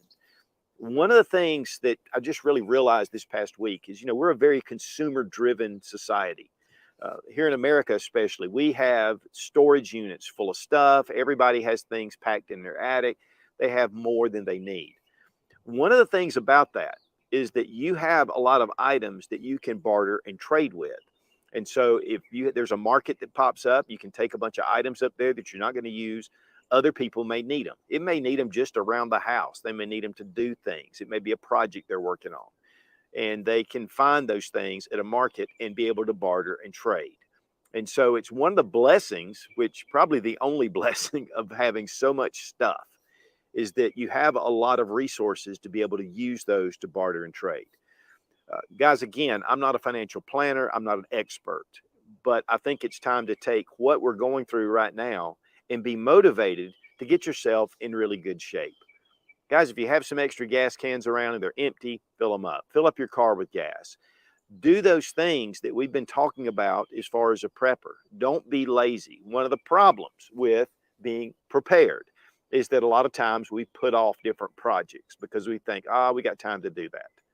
I'll give you a little example. The other day, I had taken our gas that we had put back, and I had recycled it by just putting it in the vehicles because I didn't want it to sit too long.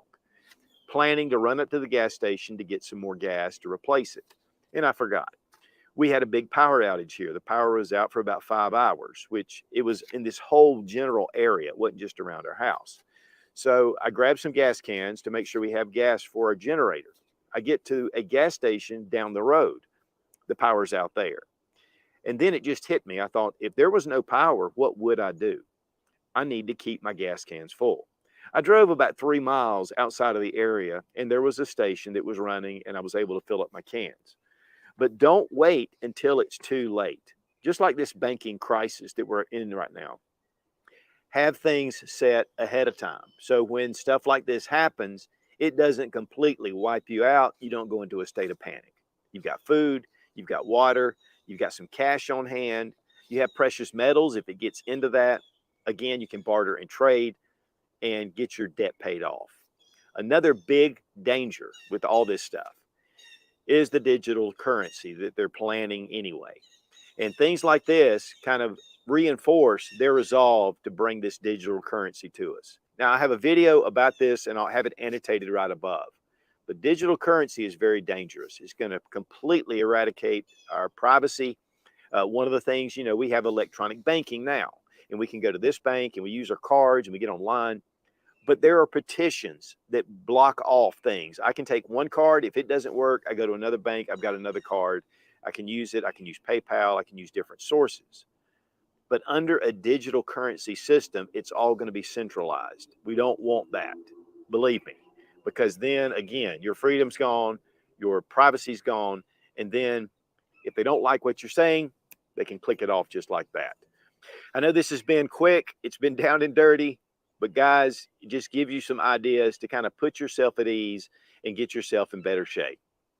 Be strong, be of good courage. God bless America. Long live the Republic.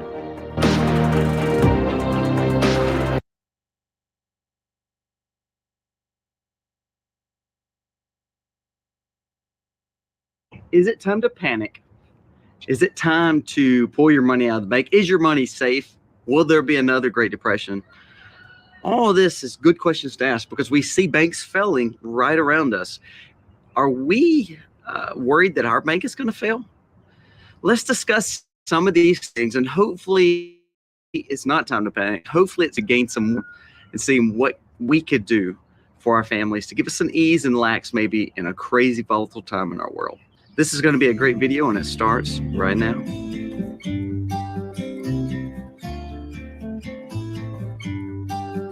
About to leave, already packing.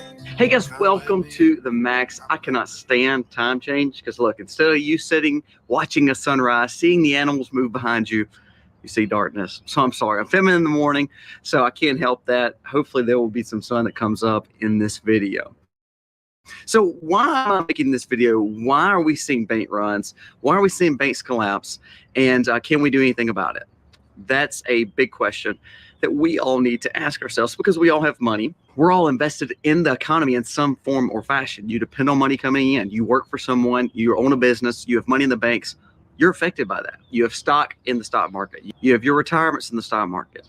There's a lot that hedge around what the economy is doing. Sadly, I'm just going to put a spoiler out there. You will be affected by anything and everything that goes on when it comes to the economy. You can never hold yourself away from the economy in whole because we're so invested globally. We're so invested in America. We're so invested in, we have debts. We have people we owe. We have utilities we have to pay. We have taxes we have to pay. All that's intertwined. So we will be affected even more than I think what we saw in the Great Depression. That brings up a good point. How did the Great Depression start? How did we see a major economic downturn? Well, we saw that in 29, there was a decrease in industry. There was jobs failing. There was a downturn. There was already a recession going on. And then you started seeing more financial issues. You started seeing banks collapse. Now, fast forward, and that was in a nutshell. There's a lot more to the Great Depression, I understand. But we're starting to see some of those same trends now. We see tech industries falling to pieces. We see banks collapsing. We see inflation like nobody's business. And the problem with inflation is the fact that we're raising interest, the fact of inflation keep rising, and the fact that everything's costing us more, the fact that we've got a debt in America that's so big, there's no way to kind of get on top of it. You're going to see the Fed keep printing money to cover these banks and these bailouts. But the problem is it's going to make your inflation go even more up. Well, that's a sucky way to think of it. I mean, that's really bad because ultimately that doesn't give us any encouragement in our own dollar bills. So there's two forms of thought. First is, are we seeing this downturn and is on purpose to move us away from cash? Because remember, if we have a digital currency, we can't run to the bank and pull our money out. There's no such thing. Secondly, if it's not that, then why are we printing more money to cover banks and not letting them fail? Well, the reason of that is because if you see 2 or 3 banks fail and people can't get their money and it's not bailed out, which I'm not saying I'm for or against, I'm just saying if you start seeing that, then we lose trust in the banking system, and therefore you're going to see everybody make bank runs. Now, remember, this is how the banking industry works. They don't keep your money and all their depositors. It doesn't stay in their vault in the bank. This is not old school. This is not where we're waiting on the covered wagons to come get the funds to then turn around and take to wherever it's got to go. Your money is pretty much gone by the time you put it in. If everyone in our local town, in our small little town said, I want to go and get half my money out of the bank, I doubt any bank could do that because none of the money is kept there. And the money that they are getting in deposits and the money you trust them with, they're turning around and they're reinvesting to make money for the bank. Now, no matter if that's a broke system or not, that is the system that we have.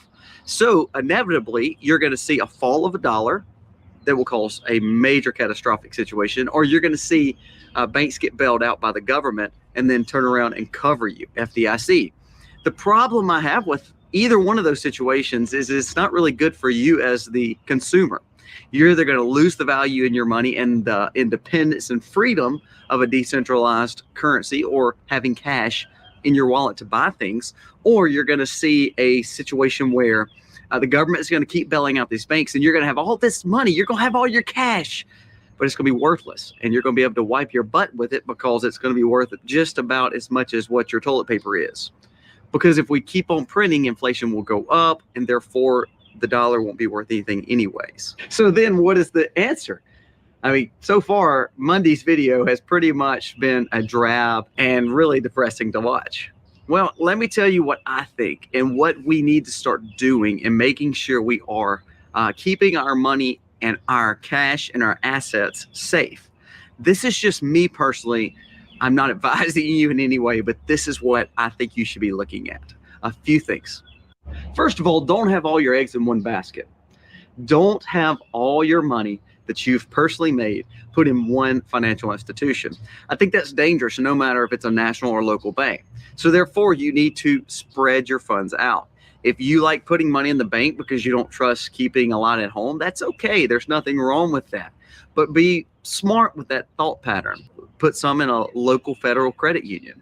Put some in a local bank that you know that these people are invested in your community. If you have a regional bank, that's okay too. If you trust a national bank, I personally don't. I don't have any funds in any national bank because I believe they're looking at me as just a number. They're not looking at me as Colby. So therefore, I choose not to put my money in a national bank. But what I am saying is you got to spread your money around. You can't keep it all in one bank, because if all of a sudden you keep it in one bank and one bank does have an issue and a hiccup, it doesn't matter if the bank is FDIC insured and that you're going to get your money back. That doesn't mean you can get your money back today. It may be a week or two or more. It depends on what the situation is and how bad the financial institution went under and what else is going on in the world. So if you want control of your money, first and foremost, and you want to keep it in banks, you have got to spread that around. So for instance, me, I may have some in a local bank that I believe the people. I go to church with the CEO of the bank. I trust them. So therefore, I keep a portion there. Now, another portion may be in a regional bank that I've done business with in the past, that they're from this local area. They have not sold out. They're just part of a little bit bigger community style regional bank. Then we have a local federal credit union that I may keep some in too. So therefore, say for instance, you were keeping 6 to 12 months of income or a portion of your income, maybe 10, 15, 20%, maybe 25% of your money in these banks. Personally, I'm not going to keep % or more of all my value and worth in the banks. I'm sorry. I just don't believe in that because I want to be able to tangibly know my money is safe. So putting in the bank and putting 50% or more in the bank probably is not the wisest. But if you are, make sure you are definitely spreading it out. Watch your values and make sure you're spread between all those. That way, if all of a sudden this bank goes down, you can run to the federal credit union, have those funds available just in case you need it. Also, same way with the regional bank versus the local bank. Remember, it's all about trust. So if you know the bank presidents or the bank loan officers, or you know the people that are in charge, that does tend to give you a little bit more ease. However, if you don't know the financial strength of that bank and you can't talk to any leadership in that bank, why do you want to trust them with your money? So I'll go back to national banks. I can't call a bank president of a national bank. I'm just not that important, and I'm never going to be. So therefore, if I'm not anything of value to that bank, why would I want to put my money there? Don't keep your monies in these big national banks. I think you are very much wrong for doing that. If you've got a loan with them and it's a great rate, then you've got to pay out your loan and they got to keep their deposits there. Understand that. But learn to negotiate with smaller banks and say, look, I want you to have my business. So therefore, what can I do to put more money in your bank? How strong is your bank? Ask those questions because you need to know that you can trust this bank. When you're banking with these banks, you need to have access to your funds. Make sure you have a debit card. Make sure there's no limits on your debit card. I know they'll say it's for anti-theft limits and things like that. Make sure you have a good limit there to where you can access it if you need it to be accessed. Make sure you have checks to all those. Make sure you have debit cards to every account. Now, that's still not the answer. But if you're going to keep all your money in the bank, you need to make sure you have access to it, not just Monday through Friday, 9 to 4 at banking hours. You need to be where you can get to those ATMs. Now, let's say if you're not keeping your money in the bank, where does that go? So I have no problem with you keeping cash. We've talked about keeping cash 3 to 6 months at least, if not more. Now, I keep a little bit more than that because I believe in cash, not because I believe cash is always going to be there. It is a form of a decentralized currency still because we can utilize it without everyone knowing what we're purchasing or what we're doing with it. So I think you need to find value in putting some cash up because then you can control what you purchase and what you don't purchase based on your relationships and the trust with the individual that you're doing business with. So keep a portion in cash. Now, what is something else that we can invest in? Where is somewhere else we can put our money? Well, if you're in the stock market and you've seen your value go down, you need to be looking at putting a portion of that maybe into gold. I like Genesis Gold. I like other gold companies too, but you need to find value in saying, let me move, 5 or 10 or 15% of my money into gold, into physical gold. The value of gold is always going to be there. Now, does that mean it's always tangible?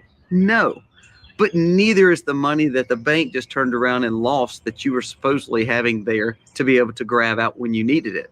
So, like I said earlier, you will be affected by any and every bank closure or recession or depression that we go through.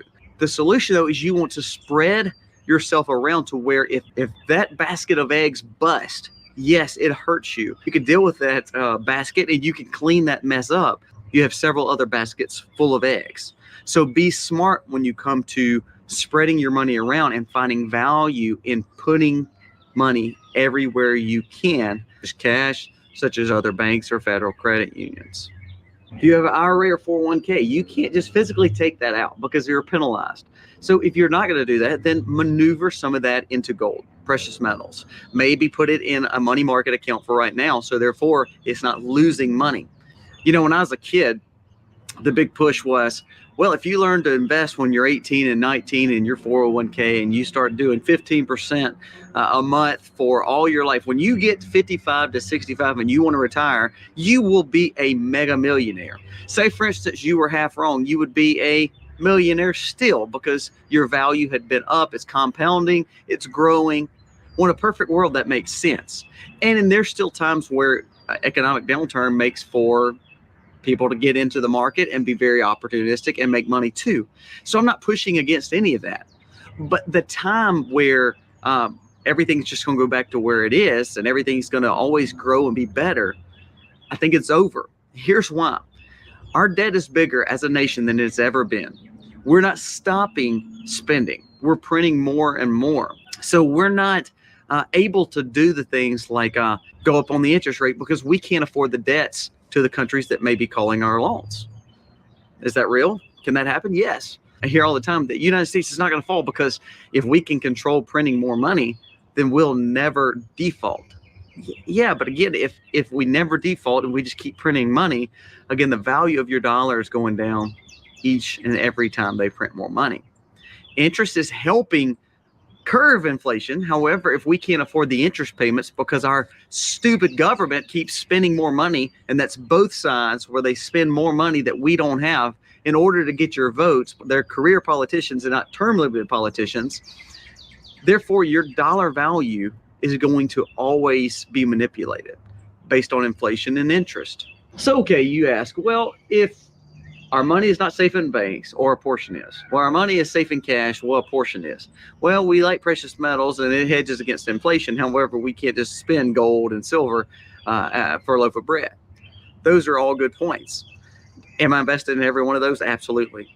Now, what's some other options? You have to be the product. And what I mean by that is you have to build skills to be where when something goes wrong, if we see another depression, if we see another economic downturn, are you going to bring value to your business? Are you going to bring value to a skill set? Are you going to be able to provide something for your neighbor? You have to be an asset. So therefore, you have to invest in yourself. You have to find out ways that you can build skills to then turn around. When something goes wrong, you still have a way to eat because you are the skilled asset. You are the asset that's going to bring value back to your home and your family. If I can bring value and product back to my family, then I can feed my family no matter what kind of money I have because I'm a bartering asset. So we have to be productive. We have to find ways to bring value to ourselves. Not only that, we have to produce something that's going to bring value. Are you producing your own food? Are you producing eggs? Are you producing chicken? Are you producing cows? Are you producing milk and butter? Are you doing things on your land or at your home that will be valuable? Are you making certain things where you can sell and be able to barter and trade and have food? All those are very good points. So if we're talking cash, cash is king and we're going to keep cash. Cash goes down. You have money in the banks. Banks close, bank runs happen, and you can't get your cash.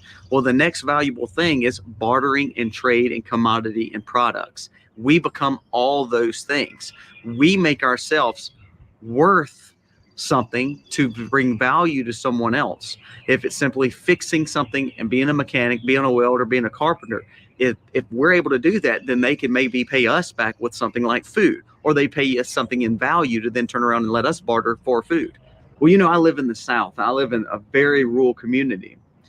We heard back years and years when people were in the Great Depression from our grandparents and great-grandparents. Most of them did not even know there was a Great Depression going on. However, because they were raised on farms, they were producing their own food. They never had tons of money anyway. They didn't feel the economic pressure because they could provide for their own food and bartering their community, getting things traded out and serving together as a community.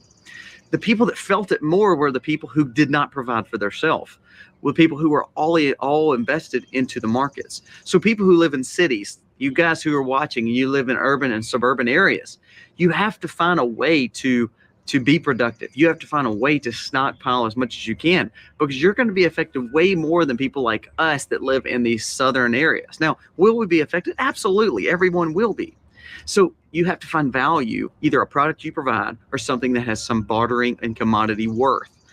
We talked about this with grains. You need to have grains. You need to have salts. I think you think that's crazy when I say that. And people say, oh, that's never going to happen again. We'll never trade and barter ever again in our community. We're too advanced.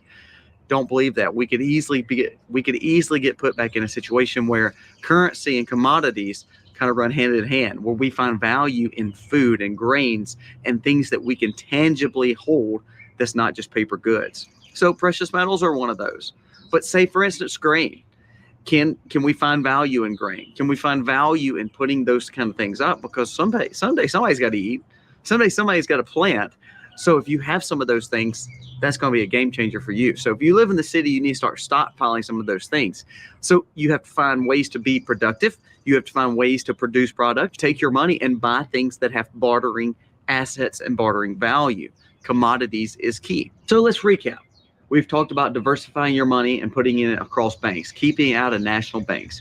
Put it with people you trust, because that is the purpose of the banking financial institution, trust. Now, it's a broken system. We know that. You're not going to fix it, and you will be affected by any bank runs that happen, because that is the nature of the beast. They lend your money out. Your money is not sitting in their bank. So you need to make sure you're spread across several banks. Also, keep some cash. Make sure you have some cash. Have 3 to 6 months, 6 to 12 months, whatever you and your family decide. This is a husband and wife situation where you work together and say, we've got to do this, and make decisions based on what's best for us. You need to have some precious metals. We talked about that, either physical gold, silver, and things like that, or you need to be able to move some money over, maybe from your portfolios, into something safe like money markets, or to precious metals such as gold and silver. Genesis Gold is linked below. You can check with them, and they can help you there. I'm not saying a big portion, but a portion. All of these things will be affected with bank runs and a depression. All those things will be affected. No matter which way you look at it, those eggs in those baskets will struggle. So then what is the answer? The answer is assets. The answer is products. The answer is ourself, our skill set, our bartering capabilities, our personal way of productivity. We have to find value in that. If you can't own livestock, that's okay. Maybe you can partner with somebody that has livestock. When it comes to the situation with money, we have to learn to trust someone else. And if you're going to trust the bank, then why can't you take that money and trust the farmer, who y'all can own a piece of property together? Maybe you can buy a piece of real estate together and you can farm it together. Cooperatives and people doing these kind of shared agricultural endeavors, that's not a bad thing. I think we're going to have to move back to that situation where we understand how valuable the community or the village is to taking care of our families. The Amish do it the best, I believe. Is they work together. You may have one that's the best grower. You may have one the best farmer. You may have one the best butcher. You may have one the best carpenter. But they work together as a community. That may be what we look to go back to. Now, if you don't know any skills, you better start learning some skills, because if you don't know skills, then you bring no value to the table. If you're not a carpenter or a builder or a welder, you better know herbal medicine. You better know how to grow something. You better be a doctor or a nurse. Sometimes things are not going to bring value if we see another depression. So who are you going to rely on? Well, if all your eggs are crashing in all these baskets, then you're going to rely back on the government. The problem with relying back on the government is because they can manipulate you. If you need something so bad, then you're willing to give up so much of your freedom. So all this plan, all this bank runs, all this financial talk, it all goes back to one thing: trust, independency, and sufficiency. We have to trust where our money is. If we can't trust where our money is, then we can't dependently put our money where it is. So we have to be independent. If we're independent, guess what? Then we have to be more sustainable. So is another crash coming? Is a Great Depression coming? Is more bank runs coming? Maybe, maybe, and maybe. Eventually, it will take place because we can't keep printing money. We can't keep giving our money to everyone else, and we can't keep living in debts like we're doing personally and also as America. If you read about the months before the Great Depression, we're seeing a lot of those characteristics happening now. So you need to prepare yourself, diversify your money, take care of your money, invest in assets, invest in yourself, and find skills to be able to be value to the community. Commodities, food. Make sure you're doing all you can. You need to get out of debt. I'm telling you, get out of debt, because the more the debt is held over your hand, the more you're a slave to that lender. So please do not trust debts. Do not trust every bank. Do not trust everybody else. You have to start investing in yourself. So is it time to panic? No, but it is time to be real and get with the program and understand that there are times like this coming. There are going to be more trying. Is a depression coming? We don't know.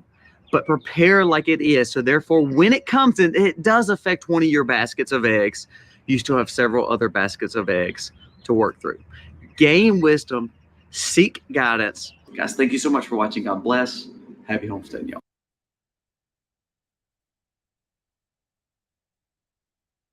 In Minnesota, some communities have been caught by surprise by a massive radioactive leak from a nuclear plant that they are just now hearing about, even though it was first detected months ago. We are talking 400,000 gallons of contaminated water, and it happened at this plant because of a broken pipe. Now, that leak was found in November of last year, but the public is only finding out about it now. The nuclear plant is owned by the company called Xcel Energy, and both the company and the state are working to try to clean up the contaminated water.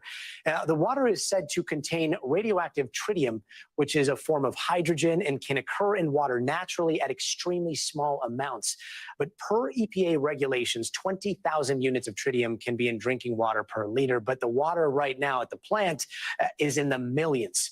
And here's a look at the location of this plant. It's very important. It is in Monticello, Minnesota, right there along the Mississippi River. Xcel and the state say they are actively working to contain this leak to that plant property, while state officials say the leak did not contaminate the Mississippi River or drinking water sources and people are safe. But we want to bring in NBC News correspondent Maggie Vespa to break it all down for us. Maggie, bring us up to speed here. The fact that this leak happened in November of last year and people are just finding out about it right now seems pretty alarming. What do we know about the nature of this leak? Yeah, it's so jarring for people in that area, Gotti, as you know. So we'll just start with kind of when specifically, since that's a huge part of this headline. This was discovered, Xcel says, on November 22nd. So think back, that's a couple days before Thanksgiving. And the company says it immediately took what they called swift action to contain this contaminated water to the plant site, which again is in Monticello, Minnesota. That's just northwest, about 40 minutes northwest of Minneapolis. They also say they told the state immediately that day, the state of Minnesota confirming that they got notification.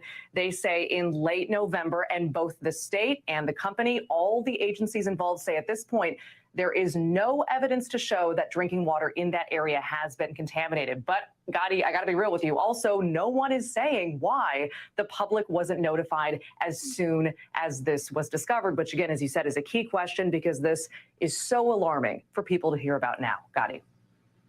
And Maggie, we know that the leak has been stopped, or that's what they're saying, and authorities are telling people not to worry because there is no danger. But the cleanup is still happening, right? How contaminated are we talking? We were just showing that video from the helicopter there. You can see that the plant is very big. The town of Monticello seems to be a little ways off, but the plant seems to be right there on the river. Right. Well, basically what they've told us is that at least to a layman, this seems like a painstakingly slow process. Again, we talked about 400,000 gallons of this severely contaminated water. Excel says it has been, I want to get their quote right, pumping, storing, treating, and reusing the contaminated water while monitoring nearby wells to make sure this isn't leaking into drinking water. But they point this out, and this is important. They say recovering all of this tritium that leaked, and again, 400,000 plus gallons of water, recovering all of that will take about the next year. Gotti. Wow. And one more question. The plant I know is pretty old. It was built in the 1970s, 1971. Is that a concern here? You know, it's something that's been mentioned. The company has yet to say whether it's a concern. The state has yet to nail that down as well. But basically what it means, if nothing else, is that Excel Energy has spent reportedly tens of millions of dollars updating the infrastructure of this plant, updating its testing systems, including installing what they called a new groundwater monitoring program, an advanced program in 2007 that they say was part of an updated requirement at the time. Again, whether that has anything to do really concretely with this broken pipe, meaning whether the age of the plant and all the updates that have been needed over time, whether that has anything to do with or caused this leak, that question also at this point yet to be answered. Gotti, but we'll stay on it. Wow. And just to recap, a radioactive cleanup that could take a year. Maggie, thanks so much. Sure.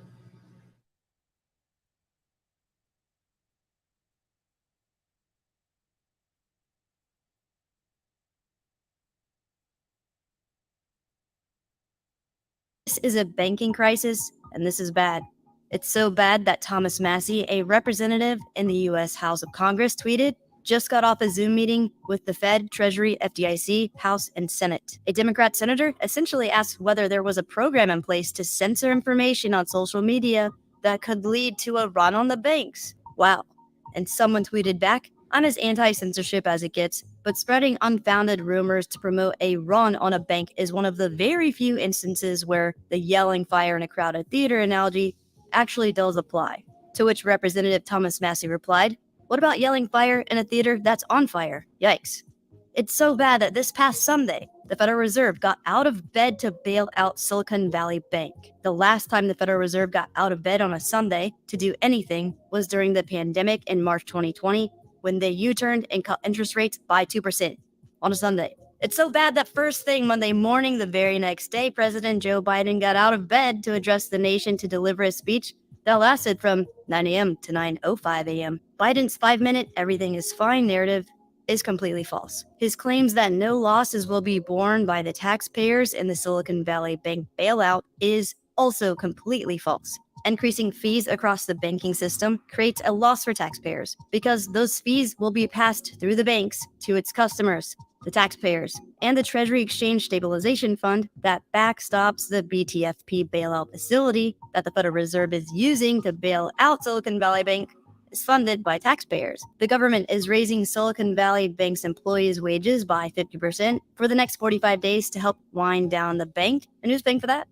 Absolutely the taxpayers. The money printers are firing up again, further diluting and devaluing the US dollar via inflation, which is legalized theft that violates the property rights of who? Absolutely the taxpayers. So this is absolutely another taxpayer bailout.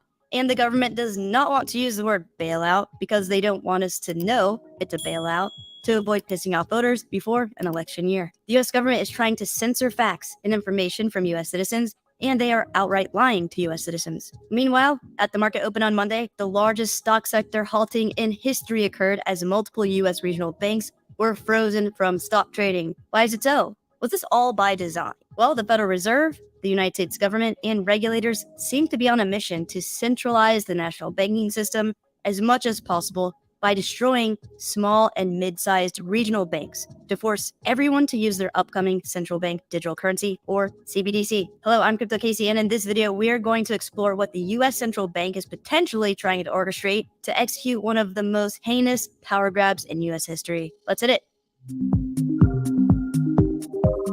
Please check out our sponsors, CoinLedger, NordVPN, and Ledger. Start getting your crypto taxes sorted out with CoinLedger's cryptocurrency and NFT tax software. that will save you time and maximize your refund. Secure your data privacy and access to important financial and cryptocurrency accounts from hackers and trackers by using virtual private network services provided by NordVPN, which we can redeem a special discount with the links below. And make sure you're taking complete control and ownership of all your digital assets and cryptocurrencies by using secure cold storage hardware wallets like Ledger devices. So make sure to scroll down and use the links below to access the correct and official site, as well as redeem any special offers they have for us. Sweet.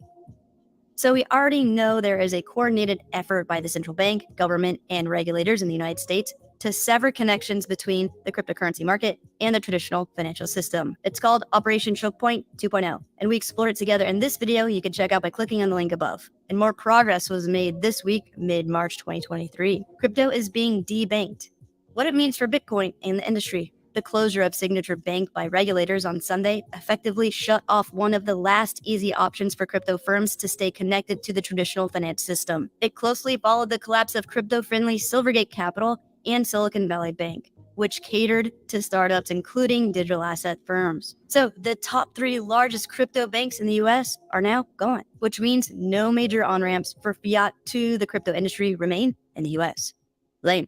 But is their ultimate goal much more sinister than stifling crypto and involve bringing the traditional financial system as we know it to an end, to usher in a new Orwellian system where they have complete control over every single transaction that happens in the US and all of the money at large? It's possible. And why would they do it? Power and greed. See, a central bank, in a nutshell, is a perpetual profit-generating machine that never sustains any losses. But that's not enough for them anymore. They don't want us to have the ability to transact with cash or have greater access to financial assets and services via small and mid-sized banks that are more customer-centric and inclusive. They don't want us transacting on neutral financial infrastructure that no one person, corporation, government entity, or any central authority controls, like Bitcoin. What they want is for us to use money that they control and that they can program to function however they want. How could they achieve this goal? By continuing to increase interest rates to create massive systemic bank failures, to cause panic and instill fear in people, all so they can pretend to swoop in and save the day. Let's break down this idea together. Here's the deal. When we deposit our money into banks, we are unknowingly giving an unsecured loan to a heavily leveraged borrower, the banks, because they don't keep our cash there. They loan it out to other people or businesses, and they invest it in other assets. The most common asset being long-term US Treasury bonds, which a lot of banks invested in a few years back when interest rates were 0 and yield was around 1.5% profit for them. Now, with interest rates increasing aggressively at frequencies the market hasn't experienced in several decades, all of the bank's US Treasury bonds are currently worth a lot less than when they originally invested. So they are sitting on massive losses. So when a lot of depositors need to withdraw a lot of money, they are forced to sell their assets at a loss. And if a large amount of withdrawals happen all at once, like what we saw with Silicon Valley Bank, they go insolvent and collapse. Bank runs are starting. Trust in banks, small and large, is deteriorating, and it will accelerate quickly due to this digital age we live in with instantaneous communication of news and events. That's why Silicon Valley Bank, one of the US's top 20 largest banks, collapsed in a mere 48 hours. And consider over the past year or so, the Federal Reserve has been preparing to launch its central bank digital currency and their FedNow payment system around May or June of 2023. Is it just a coincidence?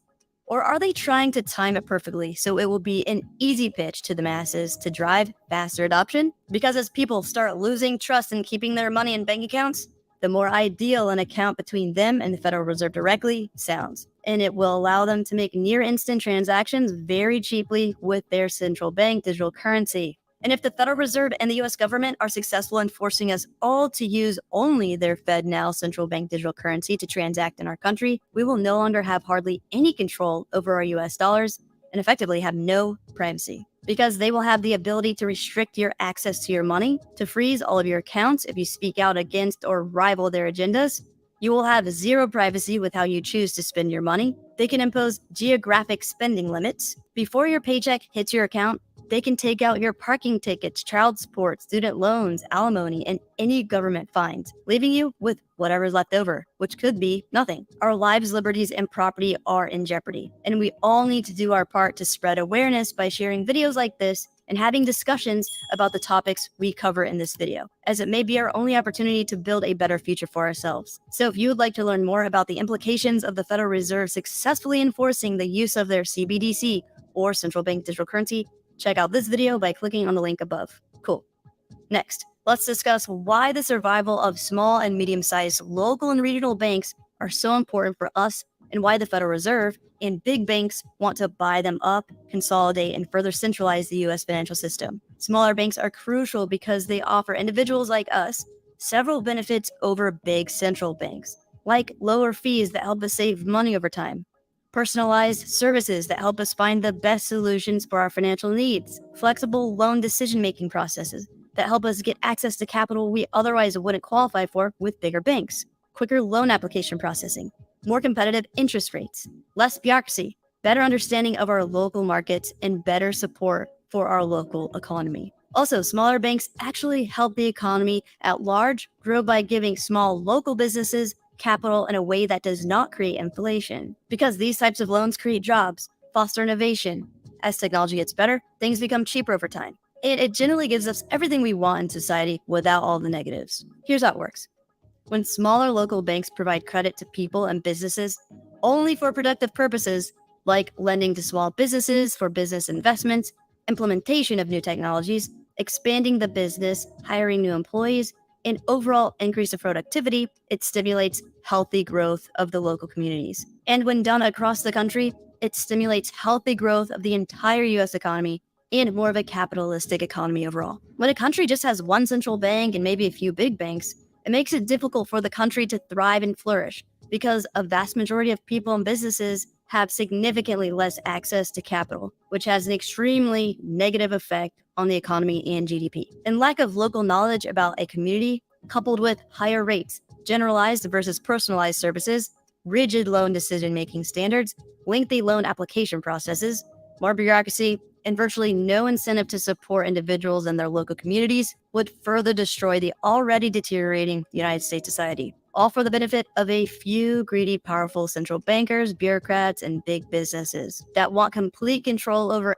every citizen and every dollar we earn by trading our precious time and energy working, trying to actually create value in the world. Central banks tend to distribute money unequally throughout the economy by giving it first to their corporate cronies and politicians, which is a key driver of injustices in our society because it gives them an advantage to invest in assets before they rise in price through arbitrage opportunities. This creates asset bubbles and does not drive innovation or help the economy grow. The unequal distribution of money in our current fiat systems benefits those closest to the government and harms those farthest from the government, in a phenomenon known as the Kantian effect. And if you would like to learn more about how central banks and governments keep us poor on purpose, check out this video guide by clicking on the link above. Another major reason why the United States society is failing is due to a legal concept called corporate personhood, where corporations are granted more rights than humans. And with these advantages, they are able to buy politicians, to buy favorable regulatory environments in order to buy our attention via controlling the media,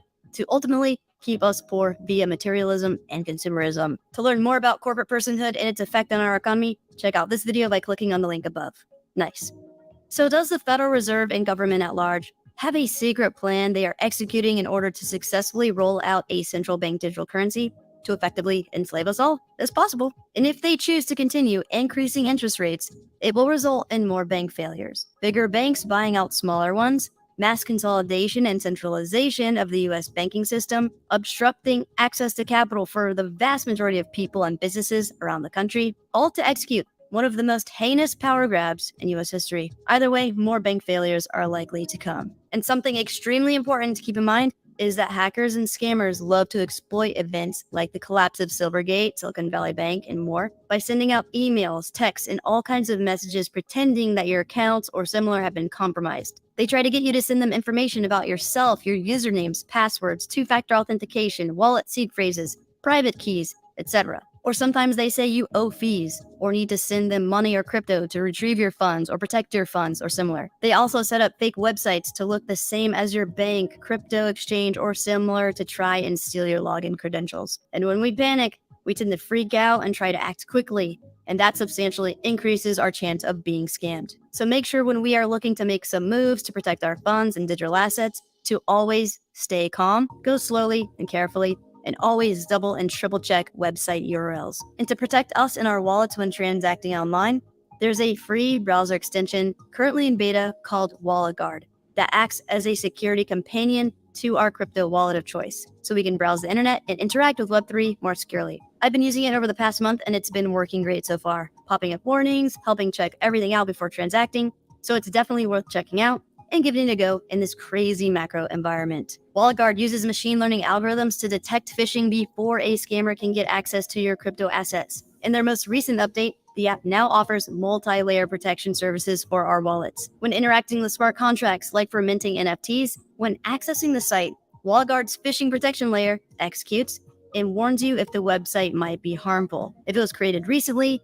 if it has low trust, and if you proceed to do so with caution. And when we do, before attempting to verify a transaction with our wallet, a second layer of protection is executed with a clear, human-readable warning about what exactly will happen if you decide to proceed with the transaction, like if it's going to drain your wallet instead of actually mint an NFT. It can also detect and will notify you if the site is making multiple attempts to interact with your wallet, trying to hack and steal your funds. So WalletGuard is basically an all-in-one security dashboard for Web3. So make sure to scroll down and use the link below to access the correct and official site to download WalletGuard's free extension to protect your wallet and crypto assets today. Awesome. So if you would like to learn more about how Bitcoin works and why its revolutionary technology can help us maintain power over some of our wealth, check out this video. If you would like to finally have that eureka moment about how cryptocurrency wallets, seed phrases, and private keys work, so you feel more comfortable as an investor, check out this video. And to download WalletGuard's free browser extension app to protect your wallets, check out this link on the screen. Like and subscribe for more. Be safe out there.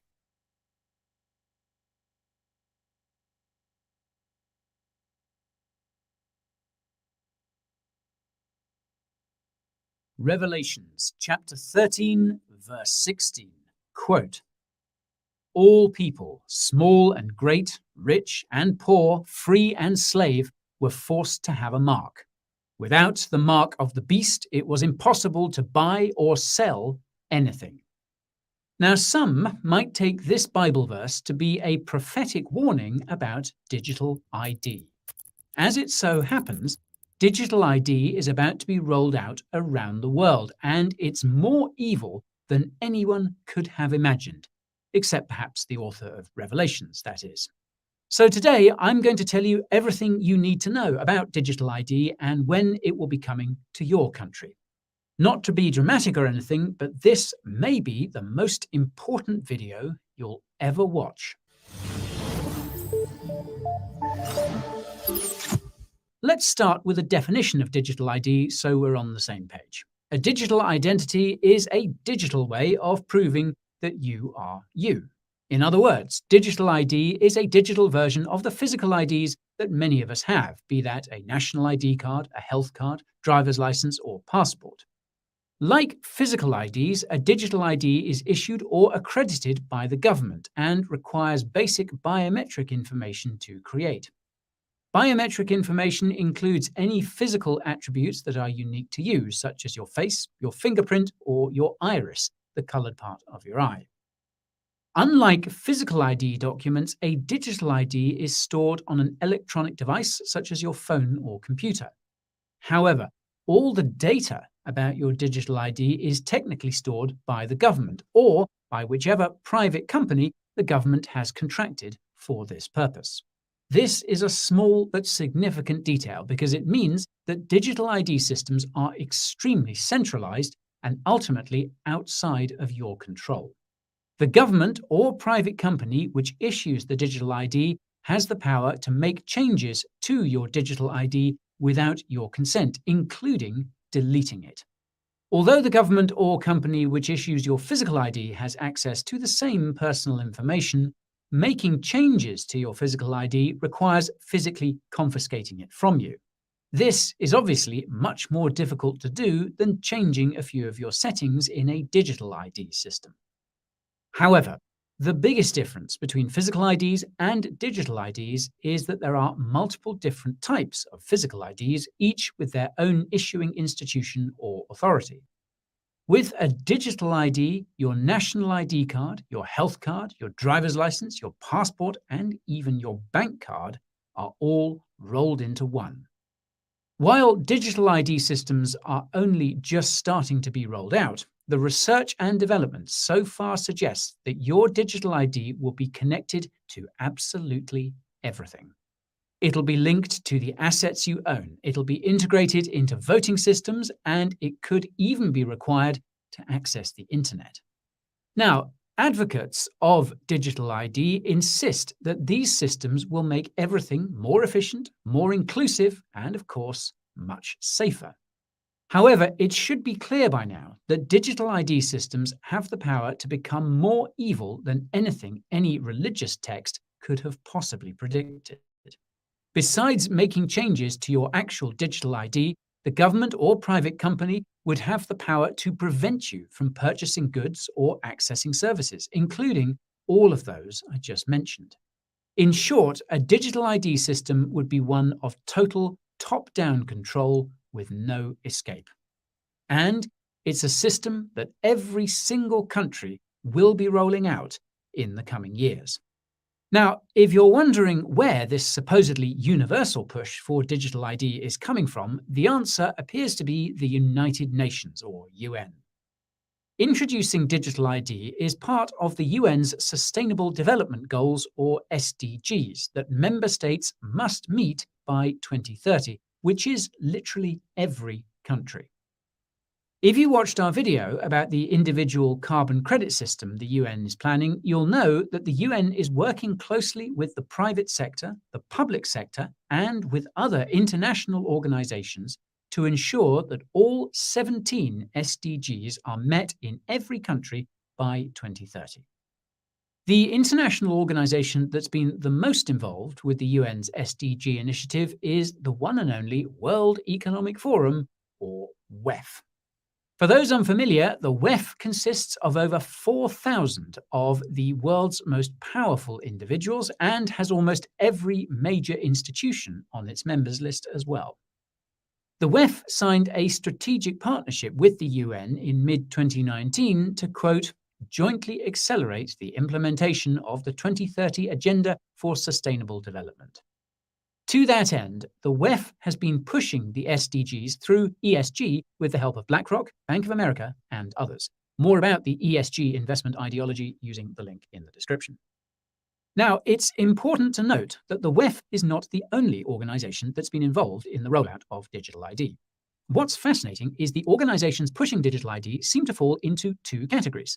The first represents private sector interests, and the second represents public sector interests. Logically, the private sector and the public sector both have a lot to gain by rolling out digital ID systems. For the private sector, the primary benefit is an increase in economic participation and profits therefrom. For the public sector, the primary benefit is an increase in surveillance and control. Naturally, the WEF represents private sector interests. Now, the other two organizations aggressively pushing digital ID are the World Trade Organization and the World Bank. The World Bank has been especially active in the development of digital ID.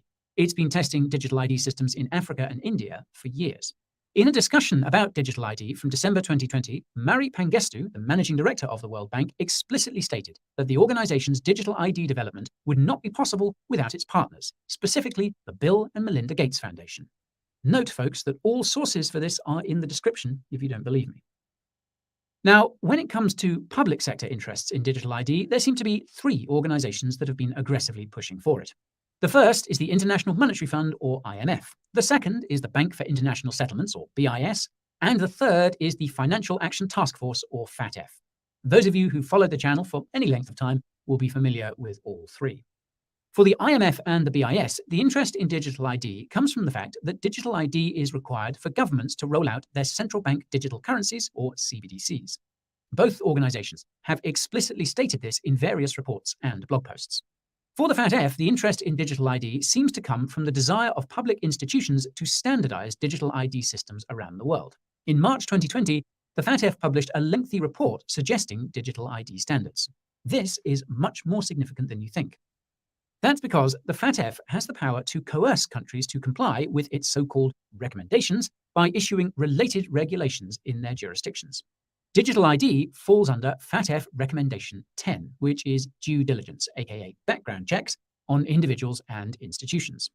Given that the purpose of the FATF's recommendations is to essentially ensure the status quo of the current financial system, I expect that it will eventually require all countries to ensure that all crypto wallets and services are connected to digital IDs, at which point most cryptos will be no different from most CBDCs. A failure to comply will probably result in financial and social restrictions, or worse. By now, you're probably wondering when digital ID will be coming to your country. Well, it looks like almost every country will have a national digital ID by 2025. This is the timeline given by the United Nations Development Programme, or UNDP, in a report it published in February this year. The report is titled, quote, Digital Strategy 2022 to 2025, and I'll leave a link to it in the description because it is seriously insane.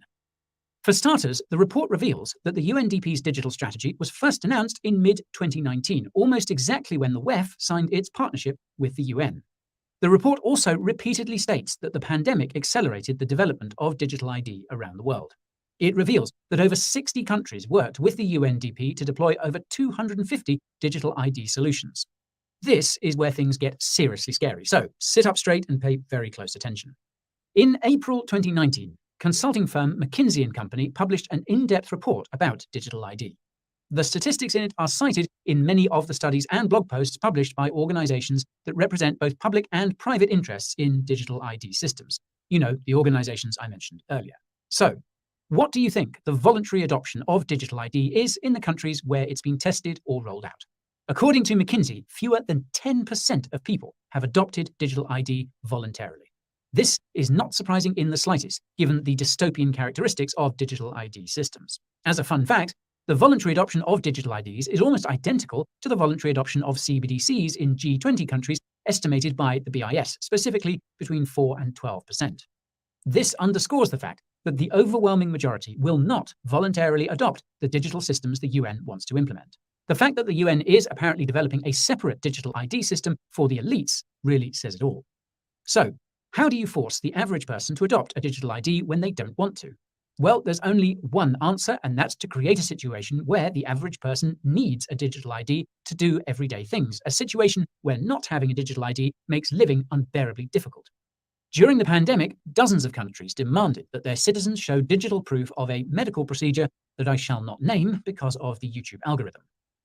The UNDP report arguably proves that these digital certificates of compliance were de facto digital IDs, in case that wasn't obvious enough. To be clear, I'm not saying the pandemic was at all premeditated. All I will say is that a pandemic simulation called Event 201 was conducted in October 2019 in partnership with the WEF, which partnered with the UN to push SDGs earlier that year, and the Bill and Melinda Gates Foundation, which has spent billions on digital ID development. There's also BlackRock's report from August 2019 that predicted the fiscal and monetary response to the pandemic and even what comes next for the economy after it's over. That will be in the description. Now, with that said, there's no question that the UN and its affiliates took advantage of the pandemic to run large-scale tests of their digital ID systems. I mean, the UNDP says this over and over in that digital strategy report.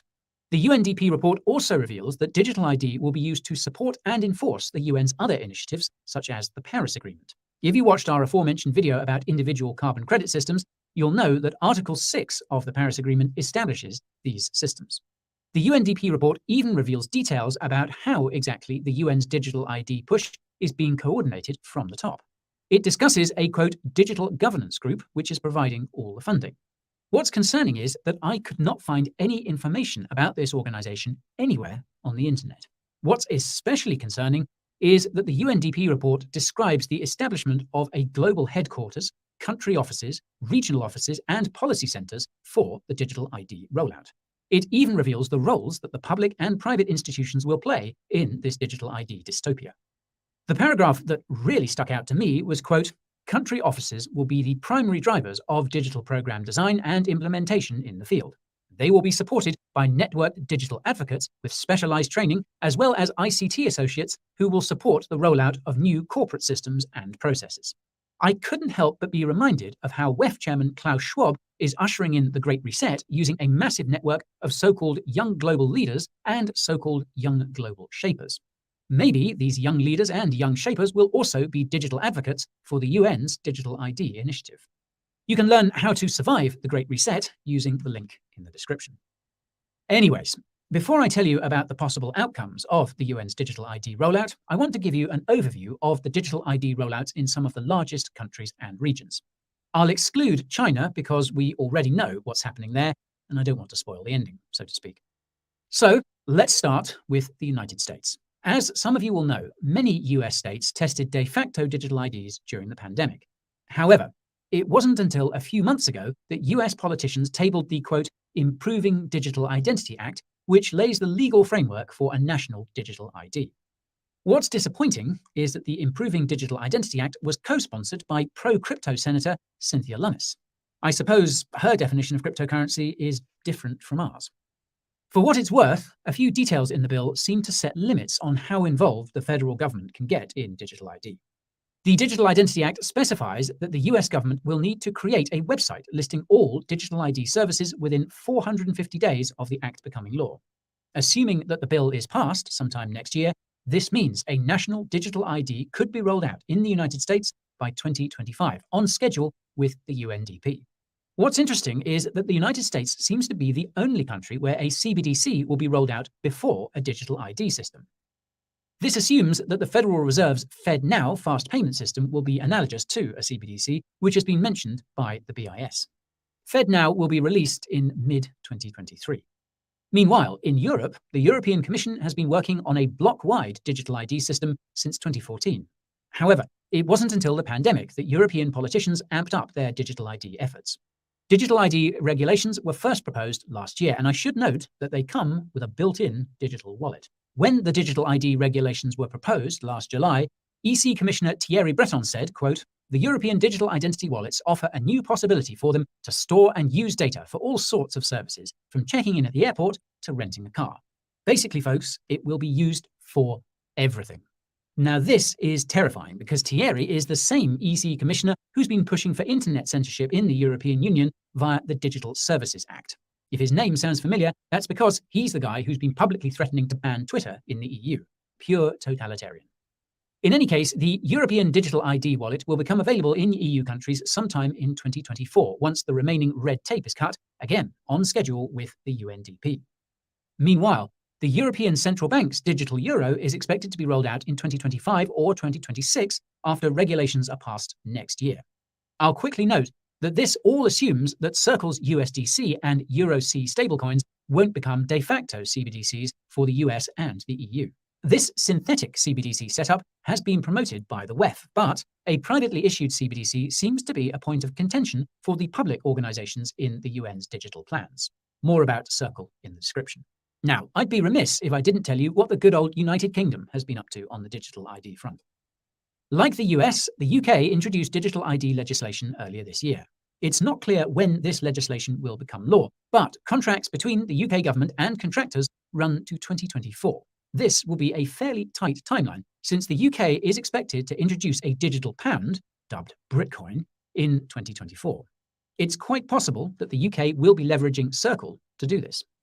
This is because the UK government granted the first virtual currency license to Circle in 2016, and Circle announced plans for a pound stablecoin in April this year.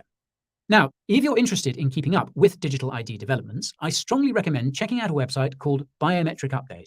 It was an invaluable resource during my research for this video, and the writing is surprisingly neutral given the content matter. I honestly suggest checking it every day, as I now do. And now for the fun part. Will the UN succeed in its global digital ID rollout? Well, that insane UNDP report actually outlined 4 possible scenarios. The authors were careful to state that the UNDP is not claiming any of these scenarios will happen. I reckon people are asking enough questions as it is. So, the first scenario is called, quote, on the same trajectory. The TLDR is that if things keep going the way they are, then big tech will take over, disinformation and misinformation will dominate, and the climate crisis will spin out of control. Quite the combination of outcomes. The second scenario is called, quote, falling into the abyss. Funnily enough, this scenario seems to be the one where crypto adoption becomes rampant. That's because in this scenario, the elites take things too far in their quest for power, which causes communities to self-organize, deglobalize, and live freely. What's hilarious is that this scenario includes, quote, the population growth is explosive. It leads to the depletion of natural resources. The rate of pollution is unprecedented. The world does not seem to be a sustainable place to live. Now, I, for one, don't understand how deglobalization could possibly lead to this outcome, nor the AI takeover they envision. I suppose it reveals the ideology of the people in power at the UN. It also reveals that they aren't aware of the fact that human populations have peaked in most countries, or will be peaking soon, as per the UN's own population modelling. More about that in the description. Now, the third scenario is called, quote, radical new normal, which certainly doesn't help with the premeditation speculation. This scenario can be summed up as one where the private organizations of the UN take over and, ironically, force people to live in the same community-based way as in scenario 2. Not surprisingly, the fourth scenario is called, quote, in pursuit of sustainability, and it outlines an outcome where the public organizations of the UN take over. It's one that can only be described as environmental communism enforced by AI. A key theme is that citizens trust their governments a lot. On that note, in the introduction to the future scenarios forecasted by the UNDP, the authors reveal the real motive for the UN's Digital ID initiative and all the other dystopian top-down systems that are required for the UN's SDGs to be met. Quote, digital changes in information ecosystems have led to the near collapse of public interest in many contexts, rampant information pollution, declining trust in governance institutions, and serious challenges to both democratic political processes and evidence-driven public policy. Indeed, recent polls have revealed that trust in the mainstream media, the government, and international organizations is at an all-time low and continues to fall. Now, call me crazy, but it might have something to do with the fact that the institutions aren't all that trustworthy and explicitly seek control. Put simply, they did it to themselves and have nobody but themselves to blame. Now, to wrap things up, I want to give you my take on what the outcome of the UN's Digital ID initiative will be. Believe it or not, but I think it will fail because of all the assumptions that underlie the supposed benefits of rolling out digital ID systems. As I mentioned earlier, the statistics in the Digital ID study by McKinsey & Company have been cited in many studies and blog posts about digital ID. As you'll hopefully recall, the consulting firm admitted that the voluntary adoption of digital IDs is only around 10% in most countries. Here's the kicker. The most cited statistic from McKinsey's report is that it will increase the GDP of countries that roll out digital ID systems by up to 13%. However, this assumes an adoption and usage rate of over 70%, usage being the key word. People can be forced to adopt digital ID, but not to use it. Not only that, but the 13% increase in GDP only applies to certain developing countries that don't have robust ID systems. For developed countries that do have robust ID systems already, the increase in GDP is projected to be a measly 3%. Again, that's assuming more than 70% adoption and usage rate. If BlackRock's due diligence on FTX is anything to go by, the private interests at the UN probably haven't done their research about how much they will actually make when digital IDs will be rolled out. If the compliance with pandemic passports is anything to go by, they'll be lucky if they don't lose money. Once the private interests find out that they're losing money or not making as much as they were led to believe, they will probably pull out or lessen their investment. This will cause the UN's SDGs to fail the same way the Millennium Development Goals, or MDGs, failed. But let's assume, for the sake of entertainment, that the private interests stay on board. This begs the question of how the UN will force the average person to adopt an actual digital ID after their respective governments finish rolling them out in 2025. By now, you'll know that the only way is to create a crisis which requires the use of digital ID, which therefore begs the question of what's coming. My bets are on the upcoming energy crisis, the upcoming food crisis, and the upcoming financial crisis. This is because some countries, such as Iran, have already started using digital ID to allocate food rations. It will not surprise me at all if we start to see the same in other countries for both food and energy. Now, I must stress that this is all speculation, and I'll reiterate that there is absolutely no evidence to suggest that any of these crises were premeditated. Let me repeat, absolutely no evidence, and don't you go looking for any. Contrary to what the conspiracy theorists claim, the truth will not set you free. In all seriousness, it's more than likely that the adoption of digital ID will be driven by some form of emergency stimulus. It's more than likely that this stimulus will come in the form of a CBDC because the central banks need to test them on a smaller scale the same way the governments did with their digital IDs. If I had my tinfoil hat, I'd tell you that the actual financial crisis can't be allowed to happen until the central banks have tested their CBDCs. That's because a financial crisis would be the ideal way to force the average person to adopt CBDCs, and it would be very unwise to do this when a CBDC is brand new.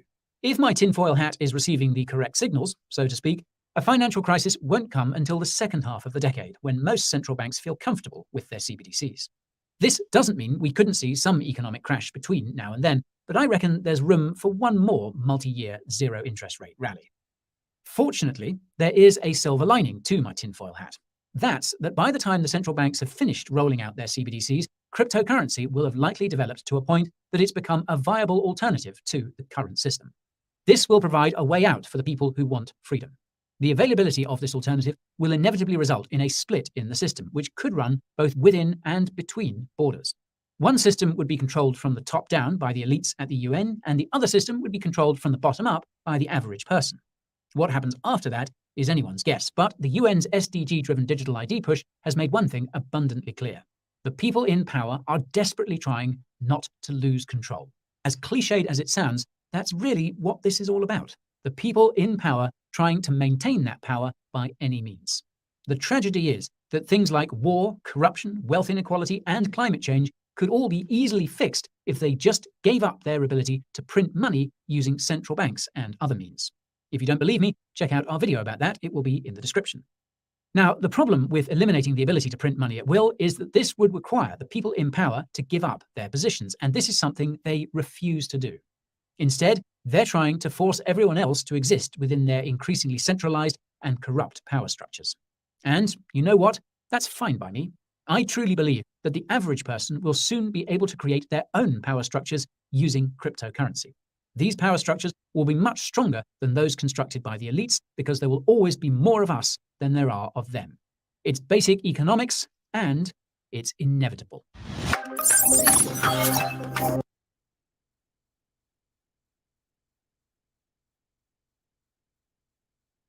Good morning, preppers.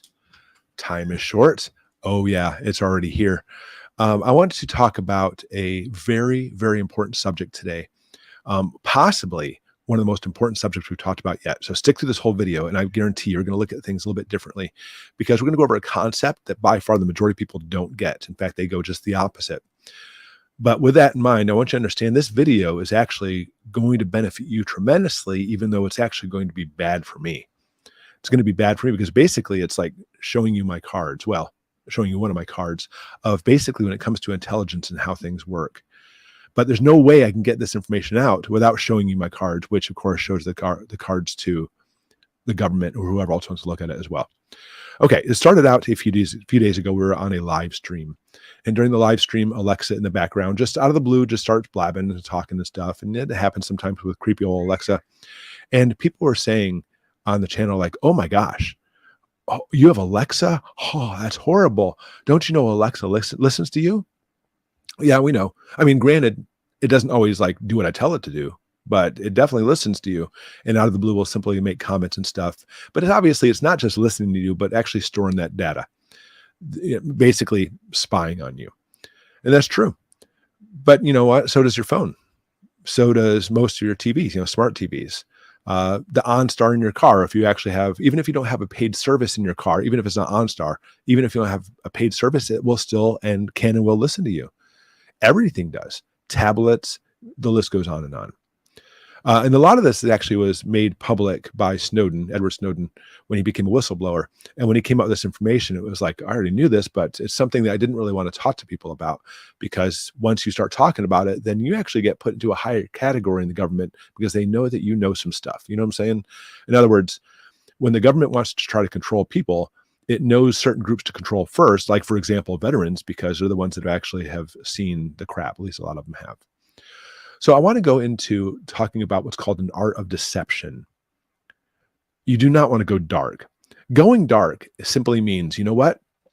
Let's say for the last few months, you've been saying, oh, I really don't like this, and I don't like this, and I don't want to talk about what you don't like. I think you can actually fill in the blanks. I don't like this and this and this, and this is what's happening. I don't like this and this. And suddenly somebody says, you have an Alexa?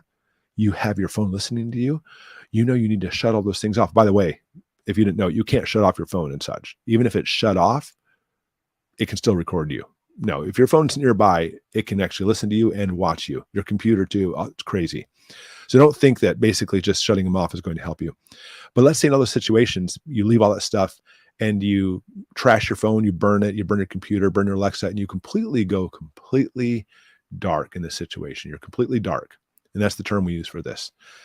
That is an extremely big flag they fly up now. Because understand that when you actually talk about problems that you don't like as far as like the government and such, then suddenly you go completely dark. The government perceives that as you're now taking things to the next level. Be exceedingly careful about that situation. But you understand that we talk about right now, like China actually has, like a credit score on people. It's not credit as far as finances, but basically, how good of a citizen are you? Are you a great citizen? You love everything China does? Are you a moderate citizen? You don't like a couple of things? Are you completely against the system? And they will flag it, freeze your bank accounts, lock you in your house, and making it so even with digital codes and stuff, you can't get in and out. I mean, it's incredible, but that's what we have in a socialist country, which it seems to be we're heading that direction. So understand you're going to have this digital fingerprint too. And a lot of it's attached to, obviously, political views. It'll be attached to your religious views, what you buy, what you eat, your health, all those things we put into place. They're already there. It's just we don't see the ramifications or effects of them just yet, but it's coming.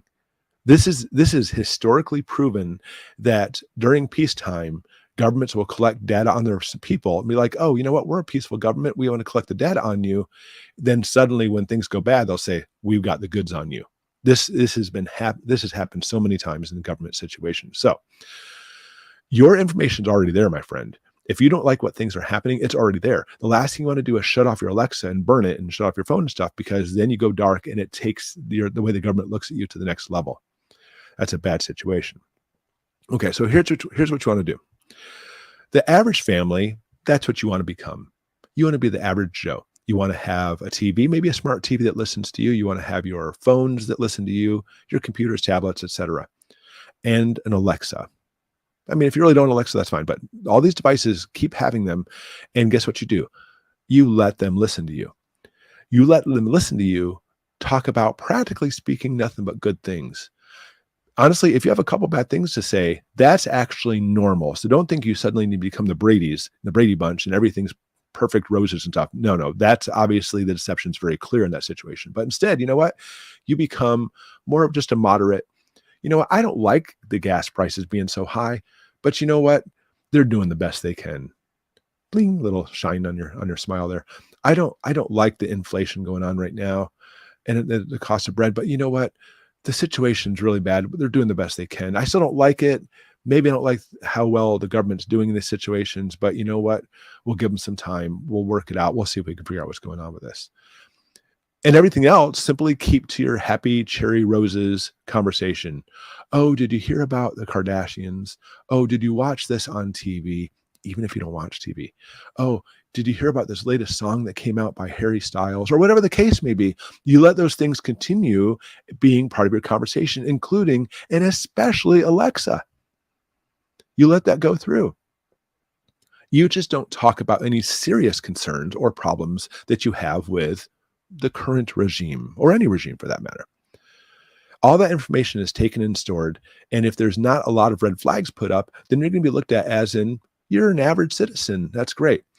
Even if you've actually talked about nothing but garbage the last few months, the last couple of years, it's time to transition and not talk about these things in your house.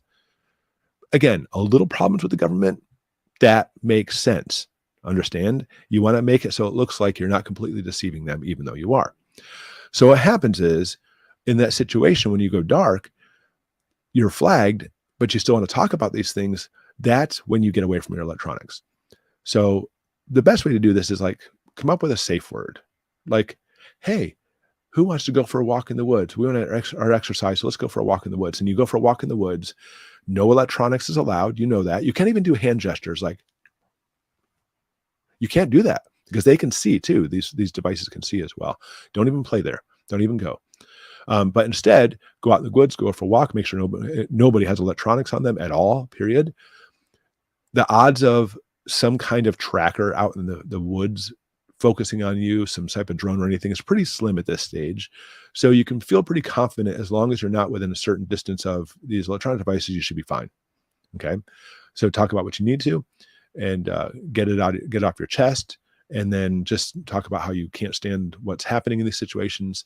And then you go back home with nice cherry cheeks and say everything's Everything's not perfect, but you know what? We're working through this as Americans or whatever country you're from. Now, while you're in the woods too, by the way, you can actually come up with another safe word. Come up with a different every single time. Hey guys, next time we want to come out in the woods and talk, remember no electronics. We're going to use the word pineapple. And so like a few days later, we're all talking. Oh, look at this. Gas prices high and stuff. Hey guys, do we have any pineapple? Now, don't stress out. Do we have any pineapple? You can't do this. You have to completely be an actor about this. Do we have any pineapple? I don't think so. And then wait some time, 15, 20 minutes, and say, hey, who wants to go for a walk? We need some exercise. Let's go. And go out there and come up with a different password for the next time. But do not shut off your devices. Don't try to go dark. Obviously, don't talk about sensitive information in front of your devices. That's red flags. But going dark is going to be bad too. So having an Alexa, understand that if I were an average Joe and not had a YouTube channel, which hopefully that's you, having an Alexa is a good thing, but it actually shows that you're showing trust in the government. You're showing trust in YouTube, in Google, and all those other things where right now that trust is not there. So that's how this video certainly incriminates me even more, because you know what? Now it's out there showing one of my cards of how things are supposed to be done intelligence-wise. We live in a very difficult time, and the times are going to become more difficult, become a lot worse. And some of this intelligence I'm giving you, hopefully will save your hiney, but unfortunately it's going to throw even more red flags down my path. So this video, really try to get it out there so people watch this, guys. Not only like it and subscribe, all that stuff, which we practically never say, but share this video.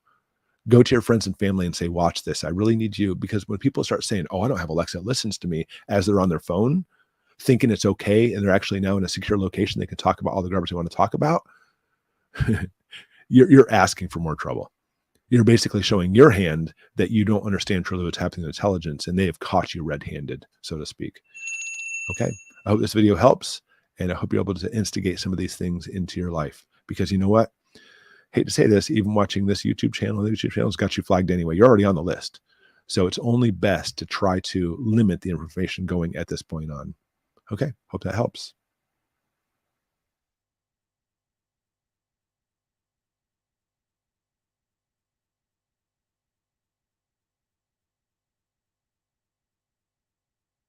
Lord, my name is Timothy Dixon. I am a minister, a preacher of the gospel of Jesus Christ. I am also an over-the-road truck driver. A lot of the minister friends I have has encouraged me to record this dream I've had about 4 nights ago. All through my years, for quite a while of serving the Lord, I've had a number of dreams, and God speaks to me that way. Without further ado, I want us to say a prayer, and I pray that this video gives you hope and gives you courage. And maybe someone can, you can interpret it how you will. I'm going to read the dream as I've had it. Let's pray. Lord, I thank you for your saving grace. I thank you for your mercy. God, I thank you that you're able to do the impossible. God, when we can't do it, you can. Lord, I ask you to bless all the listeners, anoint their ears. God, open up their understanding. God, that they can hear the word. In the name of Jesus Christ, I pray. Amen. I had a dream that I saw the Capitol building.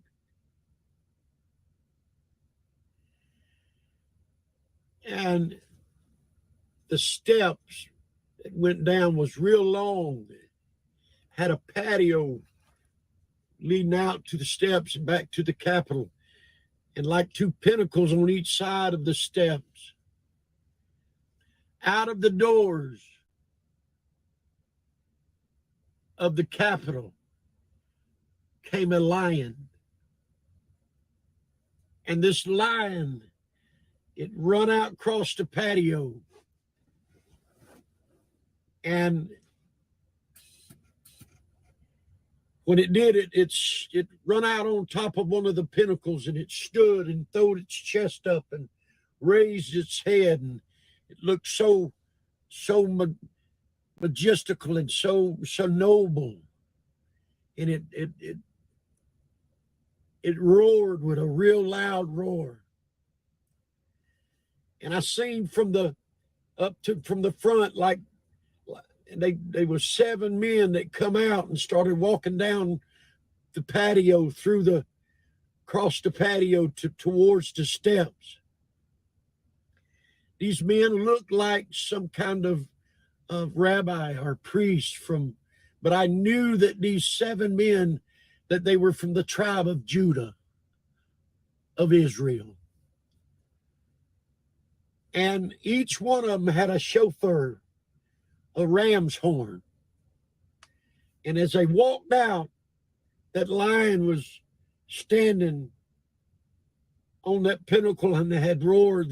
They walked out, and each one, they separated themselves like maybe 8, 9 foot, something like that apart. But I knew for some reason that they were exact.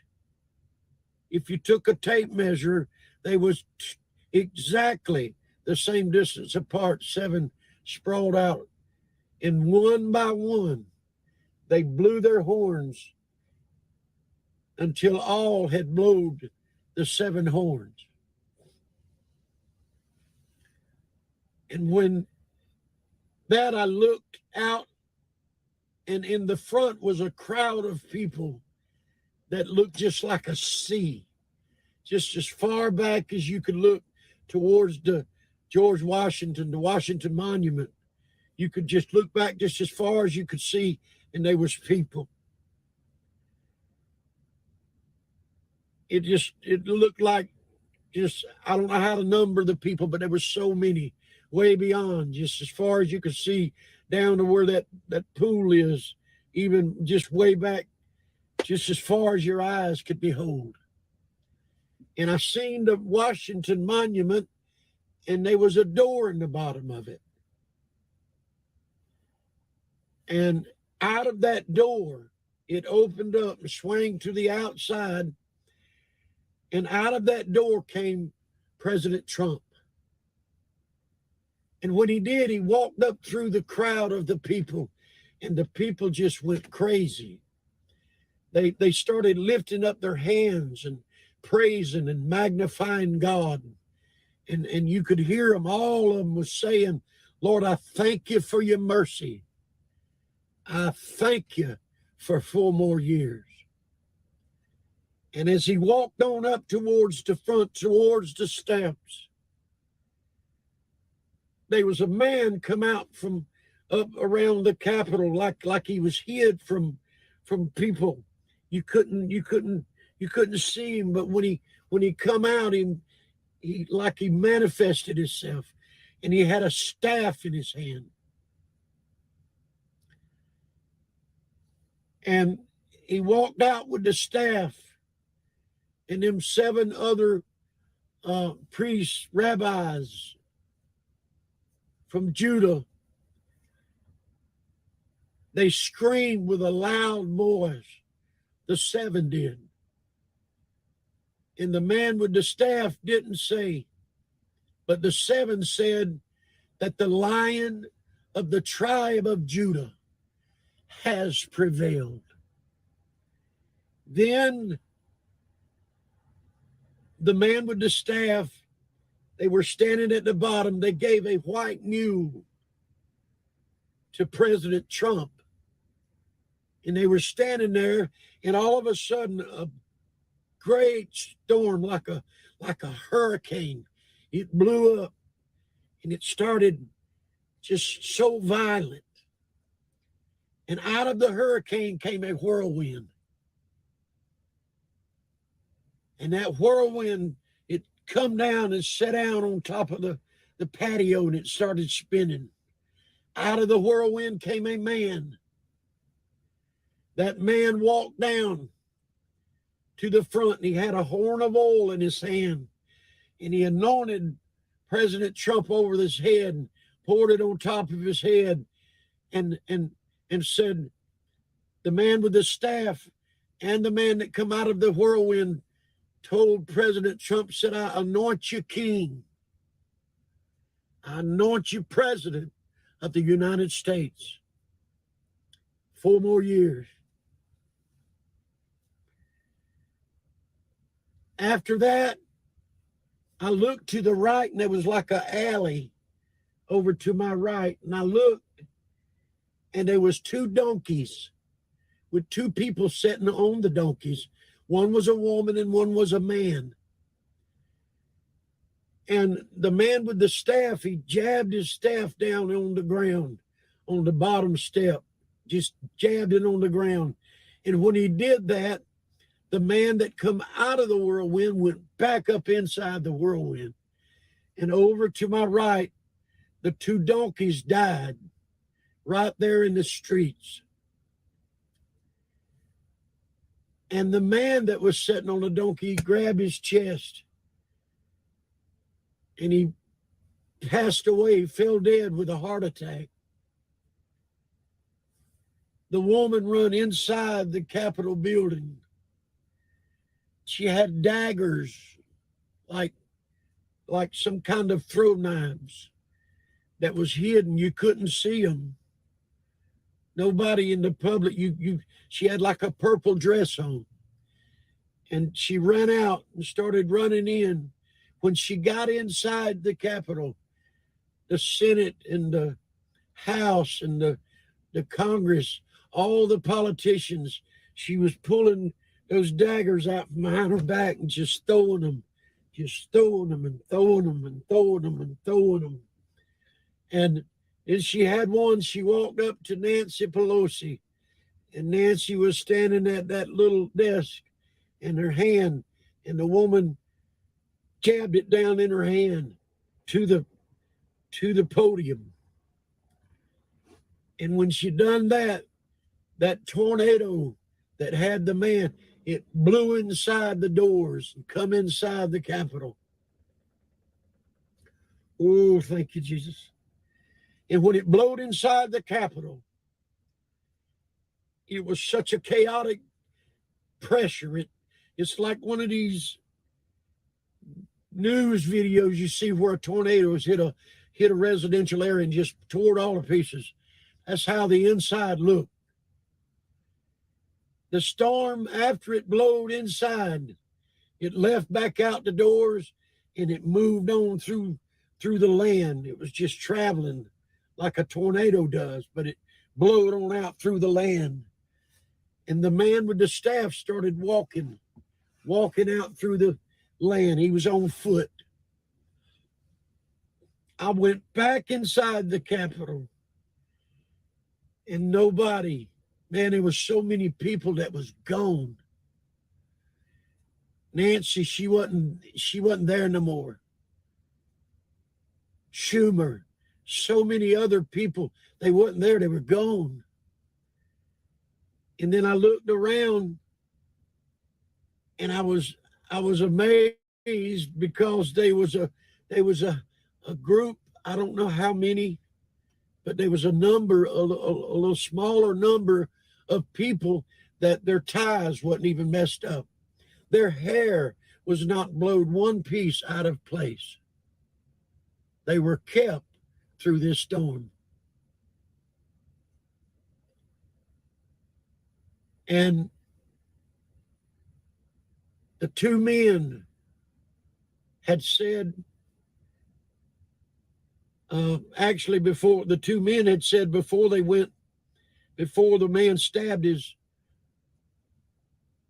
staff on the ground and the other man was caught up in the whirlwind, they both had said at that point, said to stand still and see the salvation of the Lord, that God is fixing to work wonders. And then all this started taking place, And it was so powerful that when I woke up, I was sick in my stomach. Weak, just sick, just plumb shook at what I'd saw. I pray that this finds you to be a blessing to you. You can interpret it as you will.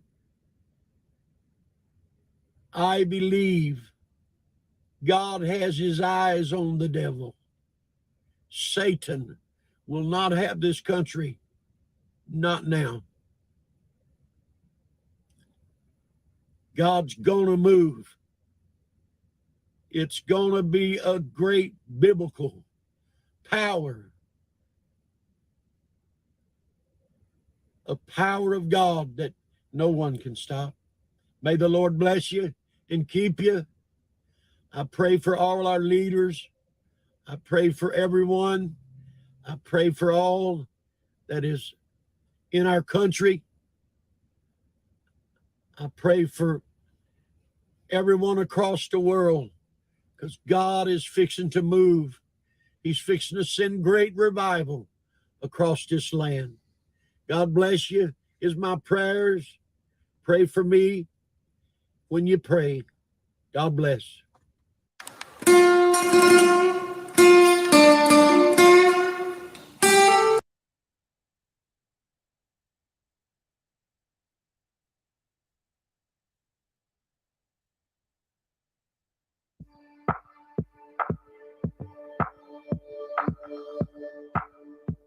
Not good. This stuff's getting worse, guys.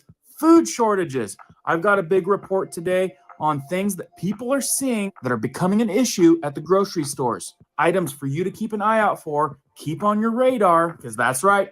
Things are not getting better. They're getting worse. So let's get you guys some up-to-date, good information to keep in your back pocket.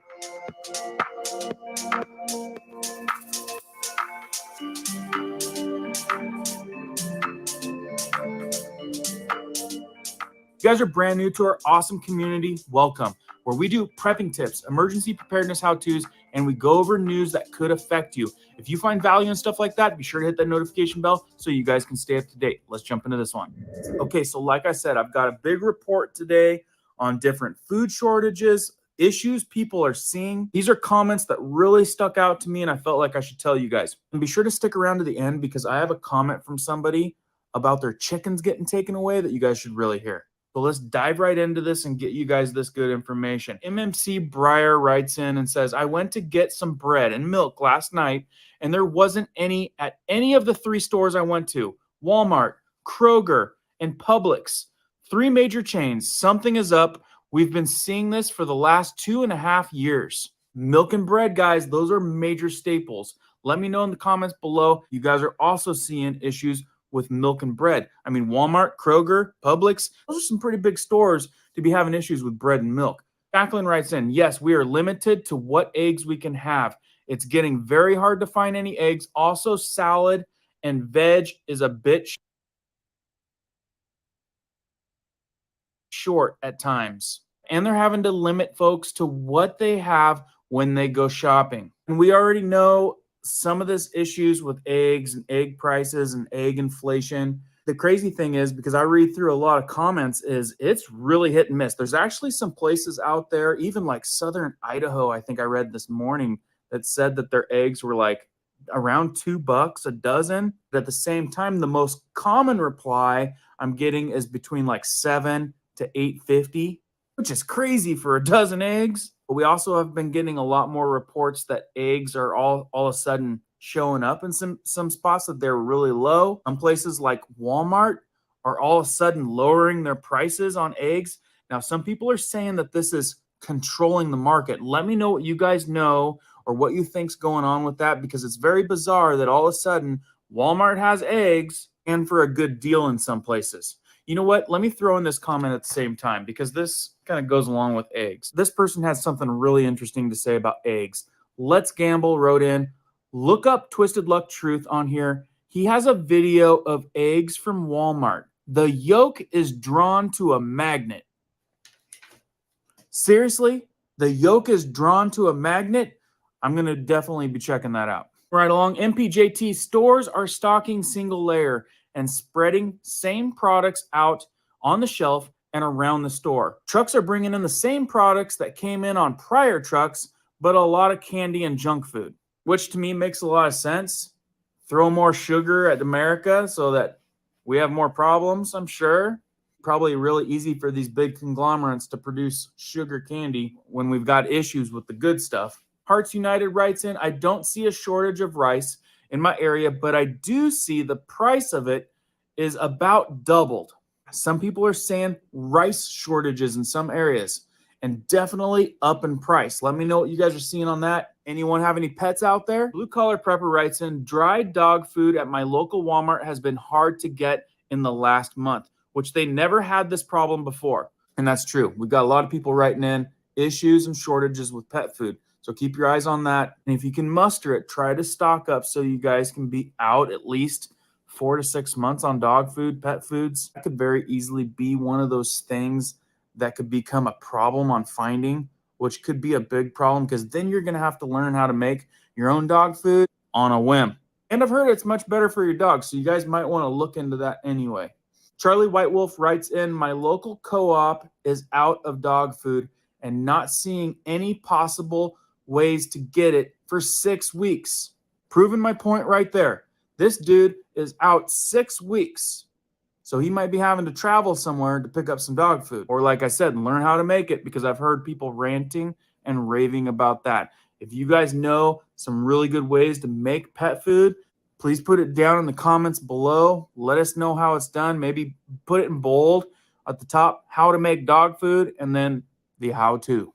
Gina writes in, pet food is getting scarce. My Kroger brand of cat food has been missing from the shelves for months.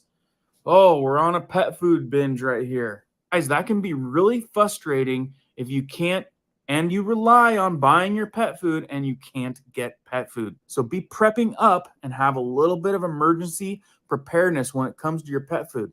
Hope writes in, our supermarkets in Alamosa, Colorado are empty, but I was driving across country to North Carolina, stop at 2 Walmarts, and they were full. What the H? And that goes back to what I was saying before. This stuff is really hit and miss. Like, some people think I'm crazy when I'm saying egg prices are this price. And then, yeah, down in southern Idaho somewhere, someone's saying it's like $2 a dozen, making me look like a crazy person reporting it. But that's not the case. It varies depending on where you're at. There are definitely food shortages by area right now. And I don't know how to break that down, why it's like that.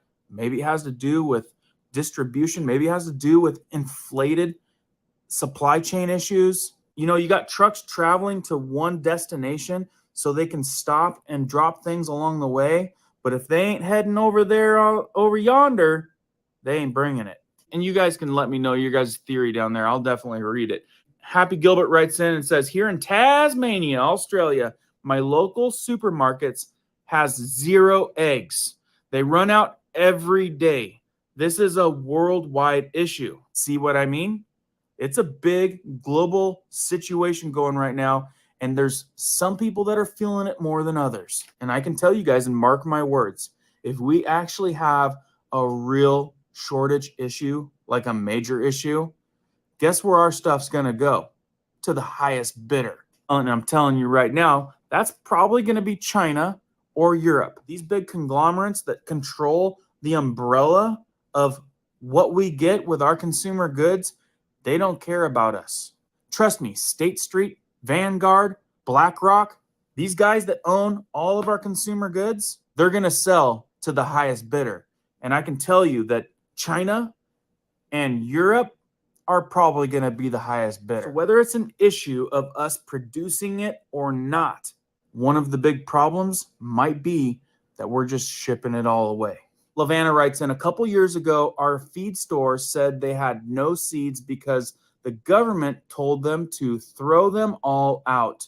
I can't believe that they did it in Eastern Oregon. And there we go. Some of our Oregon peeps reminding us that that did happen. So it makes you wonder, what do they really want? Guessing this is another Australian woman writes in, I've had hens for the last 15 years, but mid-December, all of them stopped laying after I fed them layers pellets.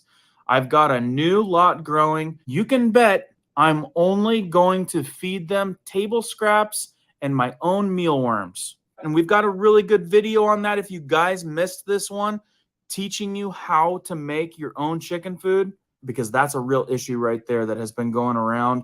People not trusting what's in those layer pellets for your chickens, because guess what?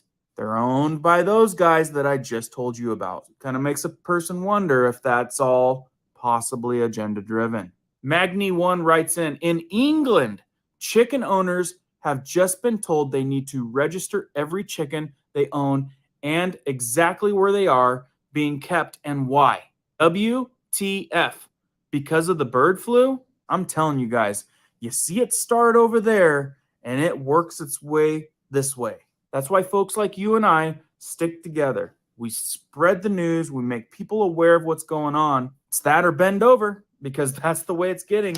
And here, Jim writes in along the same lines of that. Now check this out. This is crazy. Jim writes in, they came to our family farm 2 months ago and shut us down because they are not going through inspection. We said, well, we sell from our farm shop in farm gate fashion. It's that the health authority and Ontario government took all birds and told under a compliant. I'm guessing he meant to say that they weren't in compliance. We got a lawyer who demanded evidence of infection in our birds, or evidence and disclosure of poor farming practices, or just the reason for the birds being taken. They're taking the birds, guys. We have not heard anything from the government, no reason other than we were profitable and successful farming, and it's not part of their agenda. That's what it's going to come to. They're going to get so bold that they'll just come in and take your stuff. You're growing your own garden, they'll come up, tear it up. You got livestock, chickens, rabbits, cows, they're going to come take them. They'll blame it on something that they're turning. I'm telling you guys, you got to stay awake. You got to share this type of information and keep people aware, because there's so many people out there that are complacent, sleepwalking. They don't realize the road and the direction things are heading. The best thing we can do is not be scared, but be smart, be aware of what's going on, do our best at prepping, do our best at being self-reliant, less dependent on the system. You just got to try your hardest and do what you can do. Now, if you guys made it to the end of the video and you missed this video right here, this is a very, very important video that teaches you about how things are really going. And I wholeheartedly want people to watch this and know what's going on, because the American people are being deceived. You got to do what you can do to fight back against the evil. So check that video out if you guys didn't see it already. And please keep prepping, keep learning, keep doing, guys. We'll see you on the next one.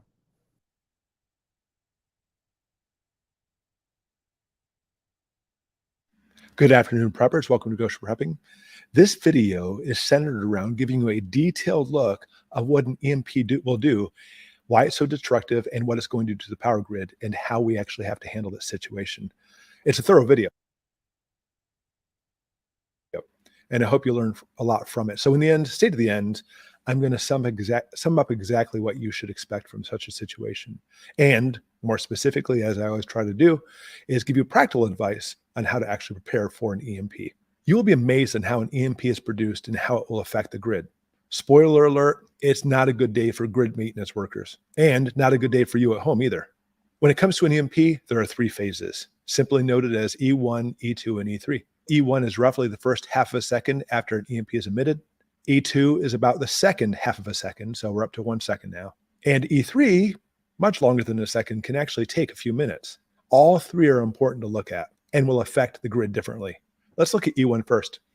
E1 is a very fast but extremely powerful pulse. In this phase, when a nuclear detonation erupts, it's actually going to release an incredible amount of high energy photons called gamma rays.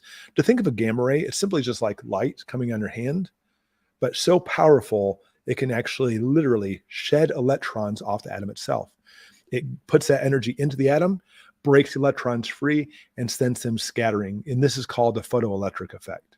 The movement of electrons, simply put, is called, well, it's electricity. For example, when a wire is connected to a power source, like a battery, the two opposite charges of the battery force the electrons to move down the wire.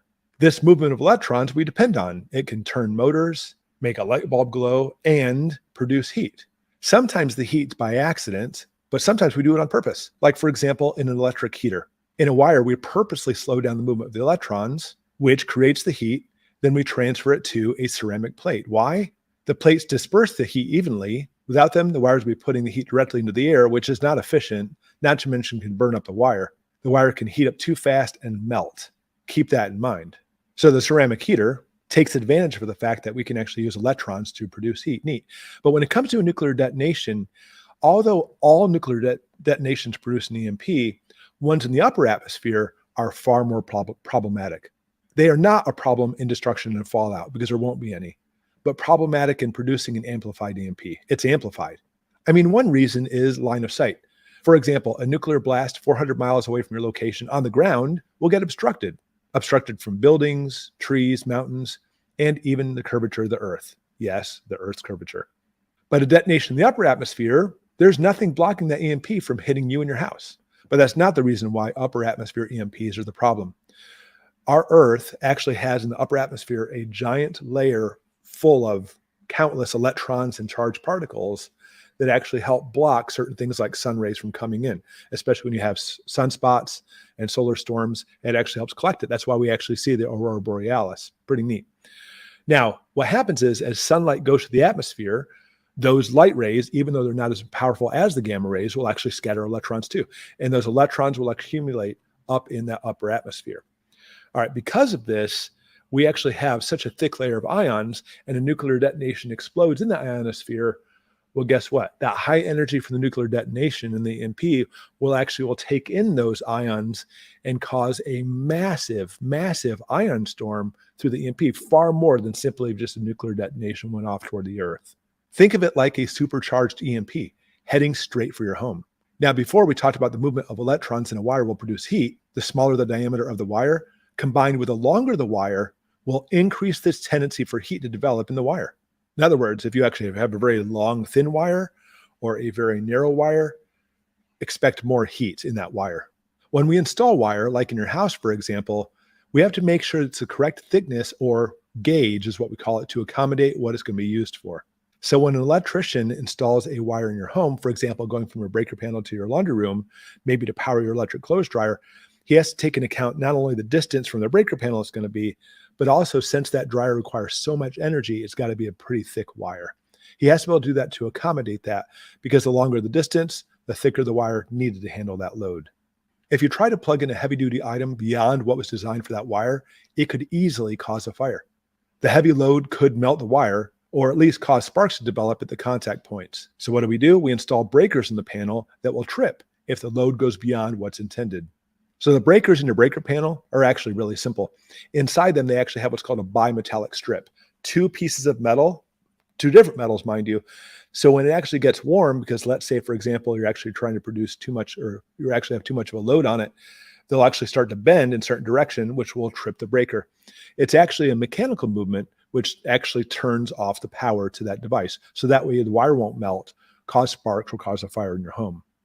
So for example, when you turn on your microwave, also use your hair dryer and the toaster all at once, the heat inside the wire and the breaker are too much. So mechanically the breaker will trip and shut off the power. The key is the breaker will trip before any damage occurs. It's designed that way with some extra safety measure in mind. So it's going to protect your house from a fire. Hold on to that for just a moment. However, the grid itself is not protected by breakers per se. They're actually protected by what are called relays. Since your home breaker is an all-in-one device, it does two things. It detects the current flow and trips it to shut it off. It's much simpler. Grid relays are separate. We have a sensing device which monitors the grid, then computer-controlled mechanisms that trip a relay to cut off the flow of current throughout the system. And these computer-controlled mechanisms are actually made up of semiconductors. This is important to know. So here goes the high altitude nuclear detonation. The gamma rays produce that photoelectric effect in the atmosphere, on the ground, and more importantly, in every metal structure across the country. Combined with seemingly limitless supply of electrons from the ionosphere, we have just induced a ridiculous amount of electrons flowing across the power lines in your neighborhood. One problem this causes is simply too much load for these relays. The relays will fry in this situation because, simply put, the actual sensing system can't sense it fast enough and it'll burn them up. But on a good note, even with a large yield nuclear detonation, it's estimated we'll only lose about 5% of the relays across the country. And surprisingly, they're relatively inexpensive and easy to fix. So that's not the big problem. Your home, however, is a very different story. The breakers in your house are not near fast enough to trip. Surge protectors too, they won't do anything. They will not help. Every wire plugged into outlets in your home is getting a burst of current, high current, which will fry your electronics. Now, some items in your home, like your electric range, if you have an electric one with the filaments, maybe your toaster, devices like that, or that ceramic heater, they're actually meant for a lot of the heat, so they'll probably be okay. But any device that actually has a semiconductor chip, those microchips are especially vulnerable to high currents, and they stand an excellent chance of being fried if it's connected to the grid, which means plugged into your wall in your house. Not only will that pulse of current more than likely fry every chip connected to your home, it's actually possible and probable that some microchips will fry that aren't even connected, as long as they're close enough to the wires in your home electrical wiring. It literally can arc across that electric wire into your device and fry it. Let's say you have a computer or a laptop or a tablet near the electrical wiring, it could still fry that device. And that's why we recommend you put those small devices in a Faraday cage. I always just recommend like a big aluminum trash can with a lid over it, and that should be just fine. Not should be, it will be just fine enough to protect those devices. Microchips far enough away from electrical wires in your home might survive. They have a good chance. The EMP pulse doesn't necessarily mess with semiconductors on its own, although it can happen, but instead will fry these chips when connected to or near a long wire. Your car, for example, since it has a limited amount of wiring in it, and mostly a metal shell for protection, and it's not connected to the grid, it will probably run after an EMP. Studies show that most cars will, even modern cars, which is kind of surprising. However, if that modern car happens to be an electric car, especially one that's actually plugged in for charging, it's probably going to get fried. So in short, the E1 pulse could cause major problems in your home and maybe a few relays in the grid, but overall the grid will still be functioning. The E2 pulse is actually not much of a problem. It's actually comparable to lightning. And since we've dealt with lightning for a long time, most of the structures we have in both the power grid and your home are actually protected from lightning. So the E2 is probably not going to affect us very much. Then comes E3. It's a slow wave, but the way it interacts with the ionosphere can literally induce voltage into those long wires like power lines. So ultimately, it's going to shift the ionosphere and disrupt it. That may not seem like a problem, but it is. So here's the Earth, upper atmosphere, we have an ionosphere. And if you actually have an EMP in that ionosphere, or if you have a sunspot with a coronal ejection hitting it, either one of those is going to shift the ionosphere across the Earth. And whenever you actually have that movement of charged particles, electricity. So as it moves across from the detonation or from the sunspot, the coronal ejection, and then it basically is going to take a few minutes to reset, that massive amount of charge moving back and forth is actually going to induce a current into those long power lines again. In this case, the stuff in your home is probably already fried at this point, but it's actually the power plants, the power grid itself we have to worry about. When this current is induced, it will cause an overload of transformers and will fry them, actually make them explode permanently.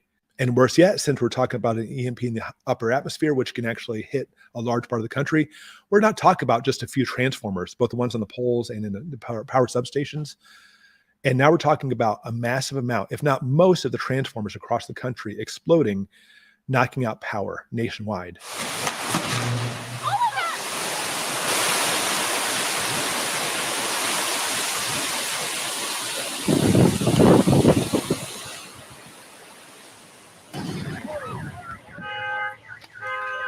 Can you imagine this happening to virtually every transformer across the country? It's a very, very real possibility and probability too. The problem is worse though. We have very few replacements on hand, and it will take well over a year at full production to finally replace all those transformers. And we're talking about a year bare minimum. It could be much longer than that, and more than likely 2 or 3 years. And guess what? You and your home, you are the least priority. They're actually going to have priorities in military bases. Of course, there's going to be attack, isn't it? Hospitals, emergency services, then to finally businesses, etc. Your house, you're not going to have power for a long, long time. So end result, here's what we'll face in an upper atmosphere EMP. The nuclear detonation will have no effect, no fallout, no radiation. You may not even detect it. The first wave, E1, less than half a second, will cause minimal damage to the grid, but will have devastating damage to any and all electronics connected or near the power grid in your house. The third wave, E3, will fry potentially all transformers in the grid itself, resulting in a complete collapse of the grid. Even though the power plants themselves can restart with minor repairs, the grid itself will be down for at least a year, probably much longer. So, practical advice, how can we prepare for this? First, any devices, electronic devices that are important to you, you need to put them into a Faraday cage. Again, it's really simple. Expect grocery stores, gas stations, restaurants, supply chains, all businesses will be shut down for a long time. And it will be nothing less than a major economic catastrophe hitting the country. It is one of the worst scenarios that we could actually have to deal with, because not only are we talking about the grid being down, but we're also talking about probably launching the United States into a major war. Man, I wouldn't want to even think about this even actually happening, but it's a real possibility. So practically prepare for it and just hope and pray it doesn't happen. Thanks for watching.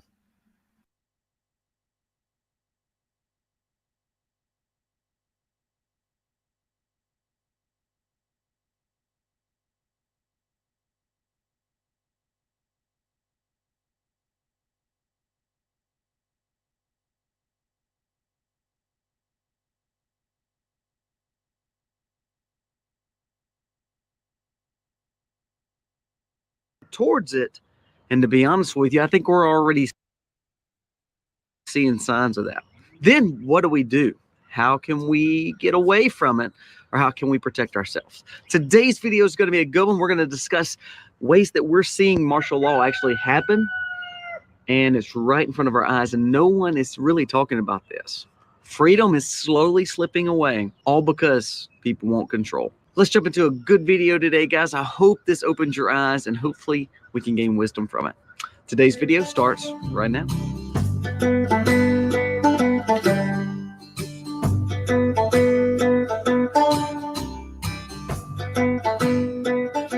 As you hear on the farm, it is a beautiful morning. You hear the roosters. They will not shut up because we have so many and we're actually sitting kind of close to where they're usually at. So thank you again for being here. If you're new to the Max, go down here, press subscribe, ring the bell, give us a thumbs up or thumbs down, but tell us what you think about this video.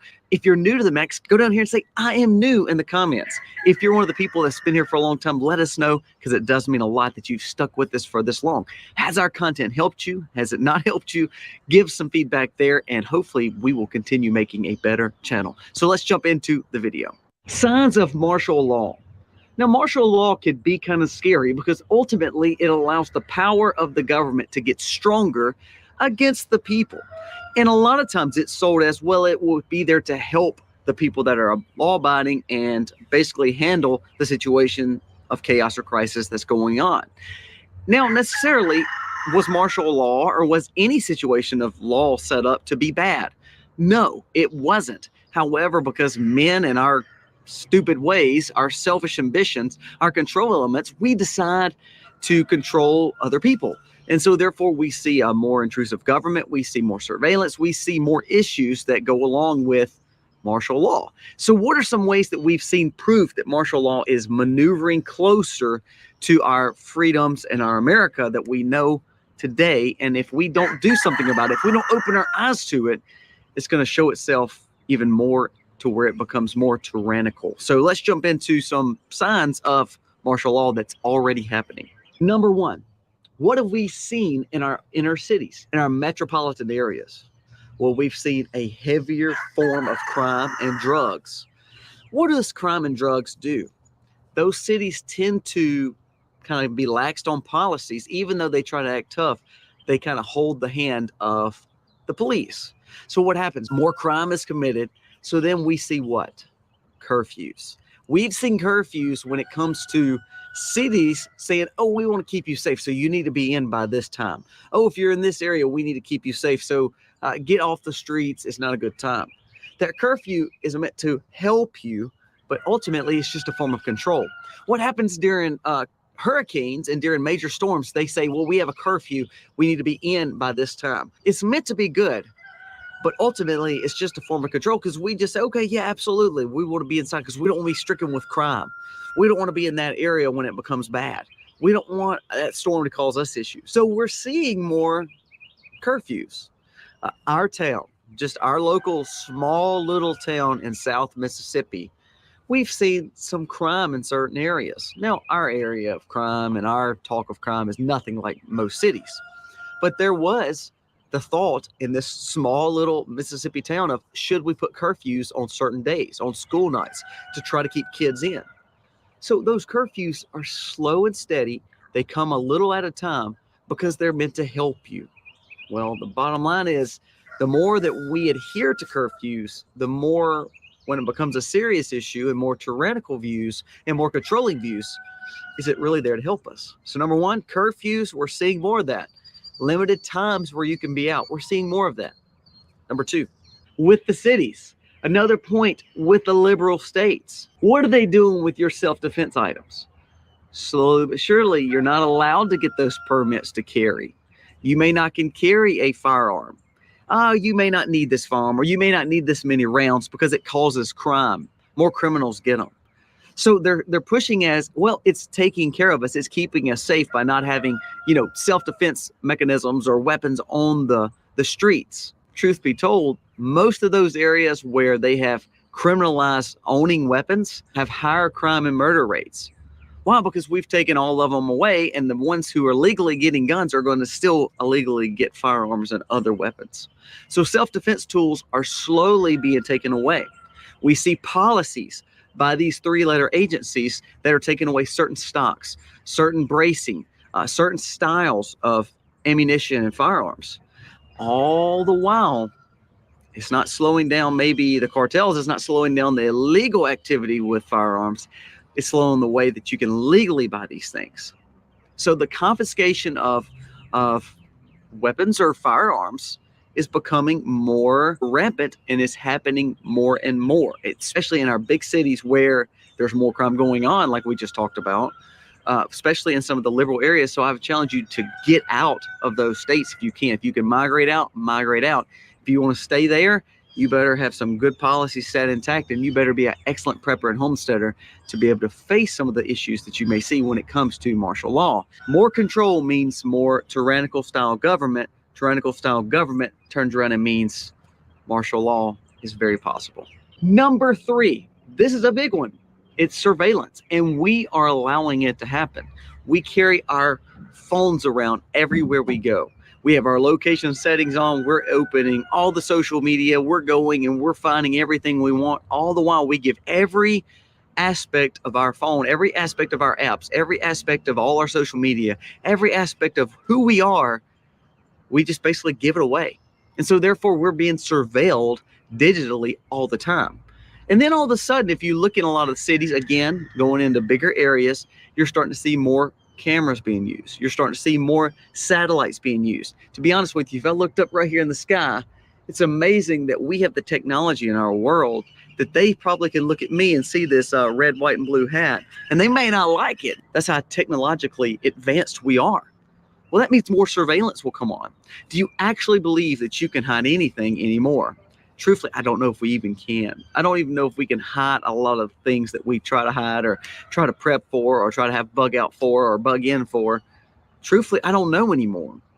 But if we don't see the value of holding our politicians and our deep state more accountable, you're going to see more surveillance happen. Now, not only are we worried about our surveillance, we're worried about other countries. So when other countries cause those same issues, what does it do? It tells our government, well, look, we don't want them doing that. So we're going to make sure that we're going to be watching closer so they won't view and surveil us. Well, that means that they may be surveilling us more. Things like some of the policies set Republican presidents and Democrat presidents. It's been said that they want more surveillance, more homeland security. All the while, we want that to be a good thing, but it's led by sometimes bad people. So therefore, more of homeland security may mean more surveillance on Americans. That could be a major sign of martial law. Number 4, it's amazing how good we are at pushing globalist agenda wants. And while we're pushing that, we're causing more problems for Americans. So we're pushing medicine, we're pushing food, we're pushing all these things to be done overseas. We're pushing our fuel away. So we're losing independence. So when we become dependent on other countries to provide our medicine, other countries to provide our food, other countries to provide all the things that we need to necessarily live our lives, what happens? It makes it where the government or the players, the big players, have control of everything that's coming into our shores off the seas. So they control what gets to us and what doesn't. Well, the bad thing about that is the more that they control the medicine, the more that they control the food, the more that they control every good that we have, the more they can say, well, if this is not good for you, we're going to confiscate it. This is not something that you need, or no, you don't need that much beef. So we're gonna slow down the beef coming in, or we're gonna charge exponential amounts on it. No, we have got to vaccinate these chickens. So therefore, we are going to see a chicken shortage. You don't need to eat chicken. But however, we have this Beyond Meat that is excellent for you. It's safe, it's plant-based, and it's like eating lettuce, but it's chicken. They can take every aspect of our life and start maybe manipulating or confiscating or controlling. If we're in bad needs of medicine, what are we willing to do? We're willing to do just about anything to get it. What we saw with this last sickness, we were willing to drive our cars, go in a line for hours upon hours for a shot that we didn't know nothing about, and we were willing to let them inject us and put it in our body and hope for the best because we trusted them. Now, should we be able to trust our government? We should be. But I'm scared that history has shown us probably for the last, maybe 10, 15 years, that can we honestly trust our government? Sadly, I don't know anymore. I preach self-sufficiency. I preach sustainability. I preach spiritually being awakened and seeing that our only trust can be in the Lord. So if we see the powers that be control the food, the energy, the medicine, then therefore we're seeing a form of tyrannical government, which allows for martial law to be instilled. Look at the countries right now, things like people like South Africa, Sri Lanka, even some of the other countries that are in turmoil. You're seeing more government kind of overstep some of its populace in the name of, well, we've got to take care of everything and we've got to control what's going on. All the while, they're the problems and they started the problem in the first place. Well, now all of a sudden, well, we've got to control the problem. The problem is they're the problem and they now are trying to be the solution. It's good how they can spin that, huh? Number 5, which should be right in front of you as we speak. We talk about cover-ups. We talk about censorships. We talk about media.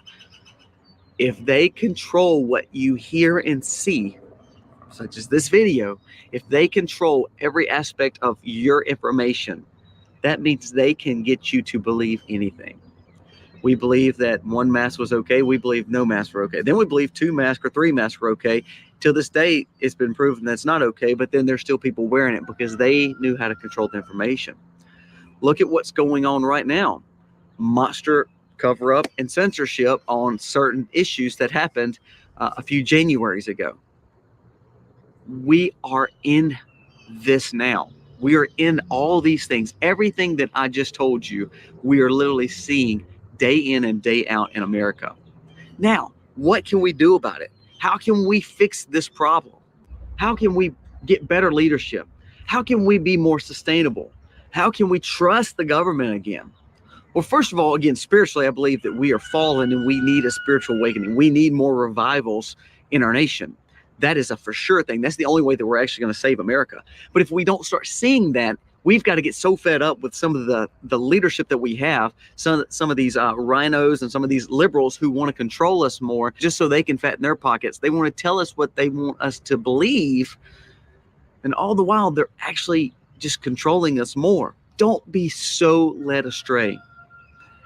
Do I believe that McCarthy is the answer for Speaker of the House? No, but I do believe he did a good thing because he had some people chat back at him and say, you will not be Speaker unless you do these things. And all of a sudden now we have the tapes released and we're seeing truth. Don't matter if you believe it or not. Don't listen to what they're telling you about the video. Watch the videos. Do you know the persecution that some of the Americans have taken because of this? They've not been proven innocent or guilty. They've just been assumed guilty. So therefore, they've been more persecuted. Their families have been persecuted. Sometimes their attorneys couldn't see them. Is that what we want? Is that freedom? No. So the more that we see that happen, we have to wake up. I'm glad to see Twitter and places like that open up a little bit more. Now, I'm not saying everything that you see or hear you can believe. That's what happens when we talk about discernment and wisdom. When we build wisdom and we build discernment, then we can see through the crap and the trash to see truth. And when we see truth, then we can wake up. All the things, all our whole channel, mostly it's about sustainability, prepping, and homesteading. You need to be doing those things in some form or fashion. But if you're not, wake up and start figuring out what freedom looks like. Because if you don't see the control element, the tyrannical style government that we're starting to push towards, because remember, we were American standing alone. Well, now we want to be like all these other countries. We want to be globalists. We want to have a different view. Do you realize that's kind of what we went away from when we became America? Why do we want to go back to it? Your kids, your grandkids need to understand where we're at, learn history so they can be better for the future. They're not learning a lot of things that we should be learning, so they don't understand the value of freedom. They're being indoctrinated. So the importance is this: we have to teach the other generations. We have to seek a spiritual awakening. We have to find better leadership. And all the while be looking for these things to happen. And hopefully, when you see this stuff start happening, you better prep better, hide more, do all you can, and be as wide awake and wide-eyed as possible so you can seek wisdom and discernment to find out what's best for you and your family. Guys, thank you so much for watching this video. If you think this is a good video, please share it with your friends. We need to wake up. We need to see a stronger America again, because right now we're not seeing a stronger America. We're seeing more deception, more tyrannical views of things, and now we're going to see more forms of martial law and surveillance that we should not be seeing in America. But it takes you waking up and doing more, me waking up and doing more, praying as much as we can, seeking Christ, but ultimately trying to find wisdom. Guys, thank you again for watching. God bless. Happy homestead, y'all. Trust. How big of a word is that? Trust. How big of a word is that? That's a pretty big word when we think about our government, when we think about America and freedom. Trust. Well, there's 3 reasons we need to look into trust and look at maybe some manipulations of trust, who we can trust. What does that do for our freedoms? What does that do for our people? What do we do as Americans if we can't trust? What are 3 avenues of worry that we should have when it comes to trusting people and entities that are around us? Let's jump into a good video about trust today and how 3 reasons we need to look at problems of trust, but also maybe some reasons to have some solutions there. We need to gain wisdom from maybe things that we see that's going on around us. Today's video is going to be a good one, guys, and it starts right now.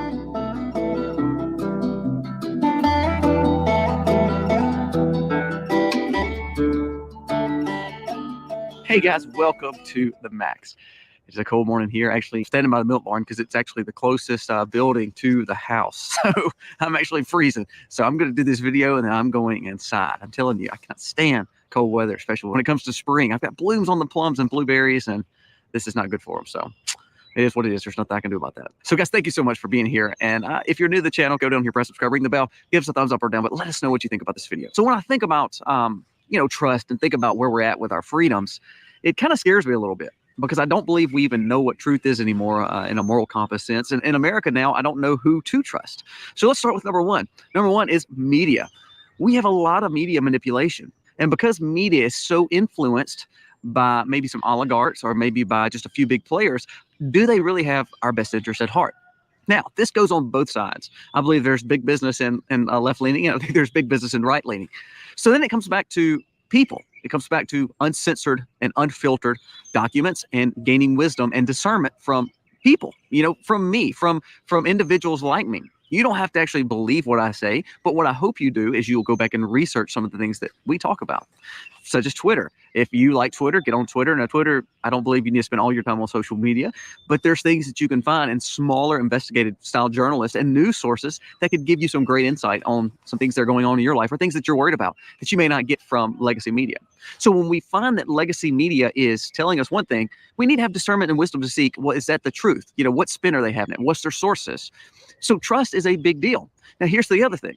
When we can't trust the source or when we can't trust the media, that makes the responsibility fall back on you. Great quote from Benjamin Franklin says, make yourself sheep and the wolves will eat you. Here's where I mean. My sheep get out all the time. My sheep are right over there on the pond dam right now. I love my sheep. They're beautiful, but they're pretty ignorant. If for instance, one jumps the net, every one of them feels like they've got to jump the net. And it's notoriously going to happen that one will get caught in the net. Well, guess what? They need me to either save them or just say, you know what, I'm not worried about it. I'm just going to let them free range. Well, the thing about free ranging sheep is they tend to not know the dangers. And when they see dangers, sometimes they run to danger instead of running away. So we tend to want to keep them close to us and in proximity in these electrified nets. And here they are jumping out of the net that could save their life. Well, us as humans can sometimes do the same thing. When we don't gain good wisdom and knowledge on what a source or what a situation may be, then we're just led astray and we jump out of the safety nets that we're in and right into the wolf's hands. And when we don't understand maybe wisdom in a situation, we'll believe anything. So what I think we've seen with our moral compass and what we've seen with America is because we've been so censored and because we just trust whatever news sources tell us, then we tend to lose out on what real truth is. And when we don't know what real truth is, we're the sheep jumping out of the net. It's a big deal. So the first point is sometimes you can't trust the media. And when you are watching media and when you are doing stories, find out what the truth is, have wisdom and discernment to get to the bottom of it. Who's the source? What are they funded by? Who's over the media? And can we learn something from it? And can we gain better wisdom from diving a little bit deeper into it? We need to find freedom back into what we hear and what we see and maybe finding truth. And censorship's a big part of that. A quote from George Washington says, if freedom of speech is taken away, then dumb and silent we may be led like sheep to the slaughter. Isn't it funny how both Benjamin Franklin and George Washington, in the quotes dealing with leadership and learning, they both talked about sheep and being led astray, either to slaughter or to wolves. So I don't know if point one's not to be a sheep, but honestly what it is to gain wisdom and then find discernment in wisdom so that way we know what truth is and don't be just led astray. Well, another biggie, unlike trusting media, is can we trust our government? Can we trust our politicians? Now here's the kicker. When it comes to politicians and government, and it even happens from the local to the regional to the state and to the national. And I would challenge you, you can do a lot more locally than you can nationally. It doesn't get the accolades. And think about fighting for some of the rights locally, it will affect you more. Now, the problems with politicians and government start really locally and go all the way up to nationally. So we can't miss what's going on around us, and you can't miss what's going on nationally. When I think of politicians, and I think of people who want to be in government, two things I always think about is why do you want to do that? Because I don't believe you can hardly trust any politician. And if you are going to run, are you doing it because you really want to do something better for America? Or are you doing it to be a career politician? Career politicians, I believe, are all crooked. I'm sorry. If you're a career politician, you're crooked. You've been bought out and you've been sold because you're not doing anything to help our nation other than fattening your own pocket. So that's not what we need when it comes to freedom and liberty. And I don't know if I could trust you. No offense to Republicans or Democrats, but we have a lot of career politicians that have made millions of our system isn't off lobbying and really hadn't done jack for the states or the people they represent. Another wise quote by Benjamin Franklin says, sell not virtue to purchase wealth, nor liberty to purchase power. I believe we have been completely sold out by our own government and by our own politicians in the name of maybe not hurting America, but that they're looking out for themselves. Well, if they're looking out for themselves, then ultimately they're going to hurt most other Americans. Just like this week, we saw big bailouts of banks that were over the limits of FDIC. What's amazing, we have policies, we have regulations, we have laws, and then we can change them and bend them and break them and mold them based on who is the one that got hurt. So I think the same thing with corrupt politicians. We see all the time. And here we are fishing to arrest the past president. It's already come out that they were going to indict the last president. However, we know there's crime going on with the current presidency. There's been crime with several other politicians. This is what I mean. I go back to the media situation, then I go back to politicians. How can we trust a system that changes? How can we trust a system that, well, if my bank shuts down in local Southwest Mississippi, are they going to care to bail out everybody? No, they're going to probably do the FDIC limit. However, they bailed out all these other banks that were tied to some of the regulatory bodies of politicians and big business. That is something we can't trust. Now, politicians are very good to go on Twitter and politicians are very good to go on media and say they're going to do something about it. And guess what? They never do. And I think what they do is they play the game. They play within the 40s. Nobody tries to get a touchdown. We just try to play a little on the conservative side, a little on the liberal side. And ultimately, we're the ones as Americans getting left out. And these guys are just fattening their pockets. So we have to find trust back in our leadership and find trust back in our government. It's sadly the ones that are running for office tend to not be the good guys anymore, because I think all the good guys are terrified of saying, you know what, I don't want to ruin my life. I don't want to ruin my business. I don't want to ruin my family, because that tends to happen. So then it comes back to who can we trust when it comes to leadership and government? It's not the career politicians. When they come out and tell you during election time that they're going to do something for you, it's hogwash. They're not going to do anything for you. So again, it goes back to not being the sheep. We have to look for truth, find the people who say, you know what, this is not my job. I'm not a career politician. I'm going to serve, and then I'm done. When they talk about term limits, when they talk about not making lobbying money, when they talk about truly looking out for somebody and they have a proven record of doing that on the local levels, they'll do it on the national levels. That's the ones you want, the ones who have backbone, the ones you can trust, not these career politicians. Another quote from George Washington. I know you may get tired of these quotes, but the whole point of these quotes is to realize wisdom was really sought after when we were looking for liberty and freedom. Our founding fathers, no matter how much spin they get today, they may not have been perfect, but they really do try to set up a good nation. So George Washington had another good quote, and I thought was huge. It says, "A few men have virtue to withstand the highest bidder." It is hard to find a politician or someone that is setting policy that doesn't have bias and that doesn't have a price. That's hard to find. And then another great quote that kind of goes along with that from George Washington once more. "It is impossible to rightly govern a nation without God and without a Bible." Now, does that mean everybody's perfect? No, we're not going to be. But I think if we try to lean on our own understanding, we're not going to ever succeed. And that goes back to electing politicians. If those politicians are looking for what they can do, they're not going to do anything. They're finite just like us, and they're going to fail you.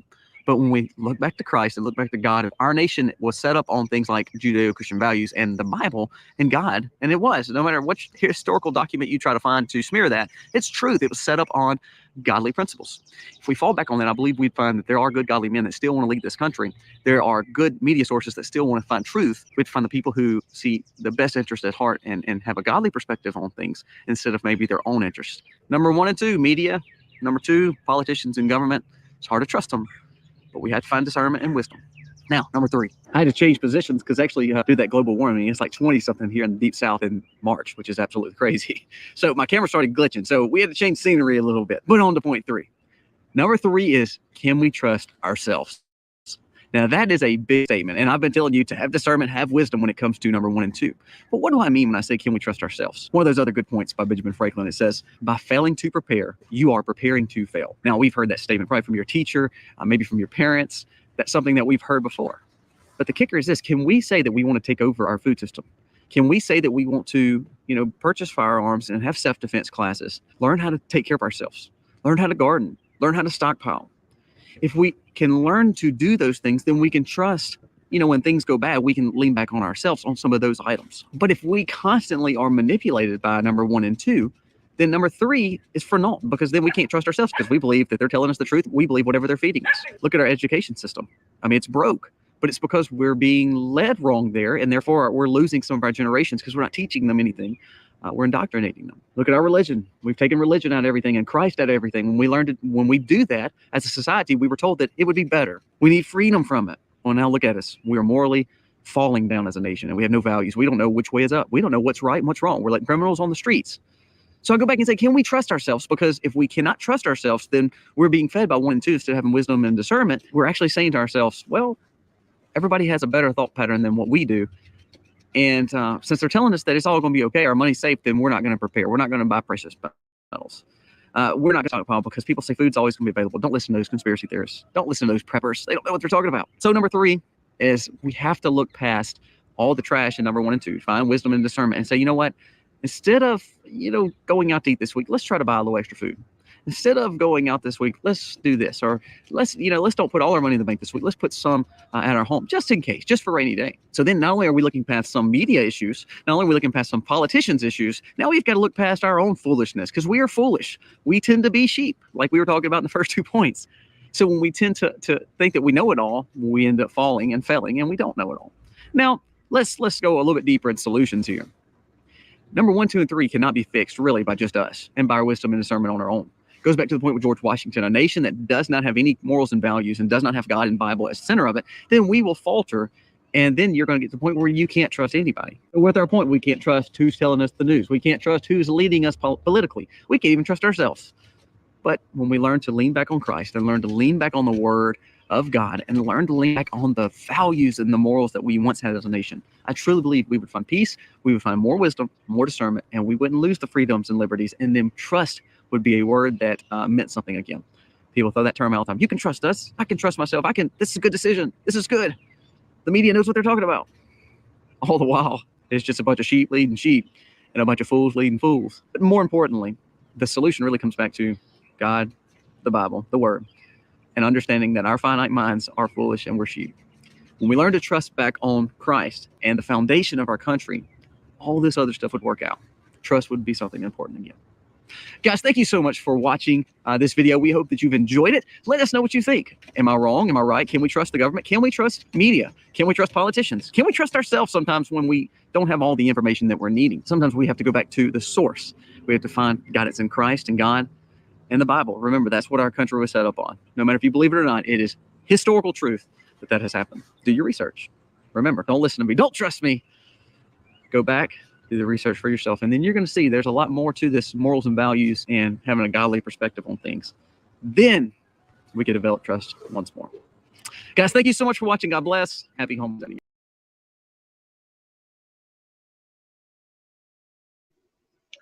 Good night, family.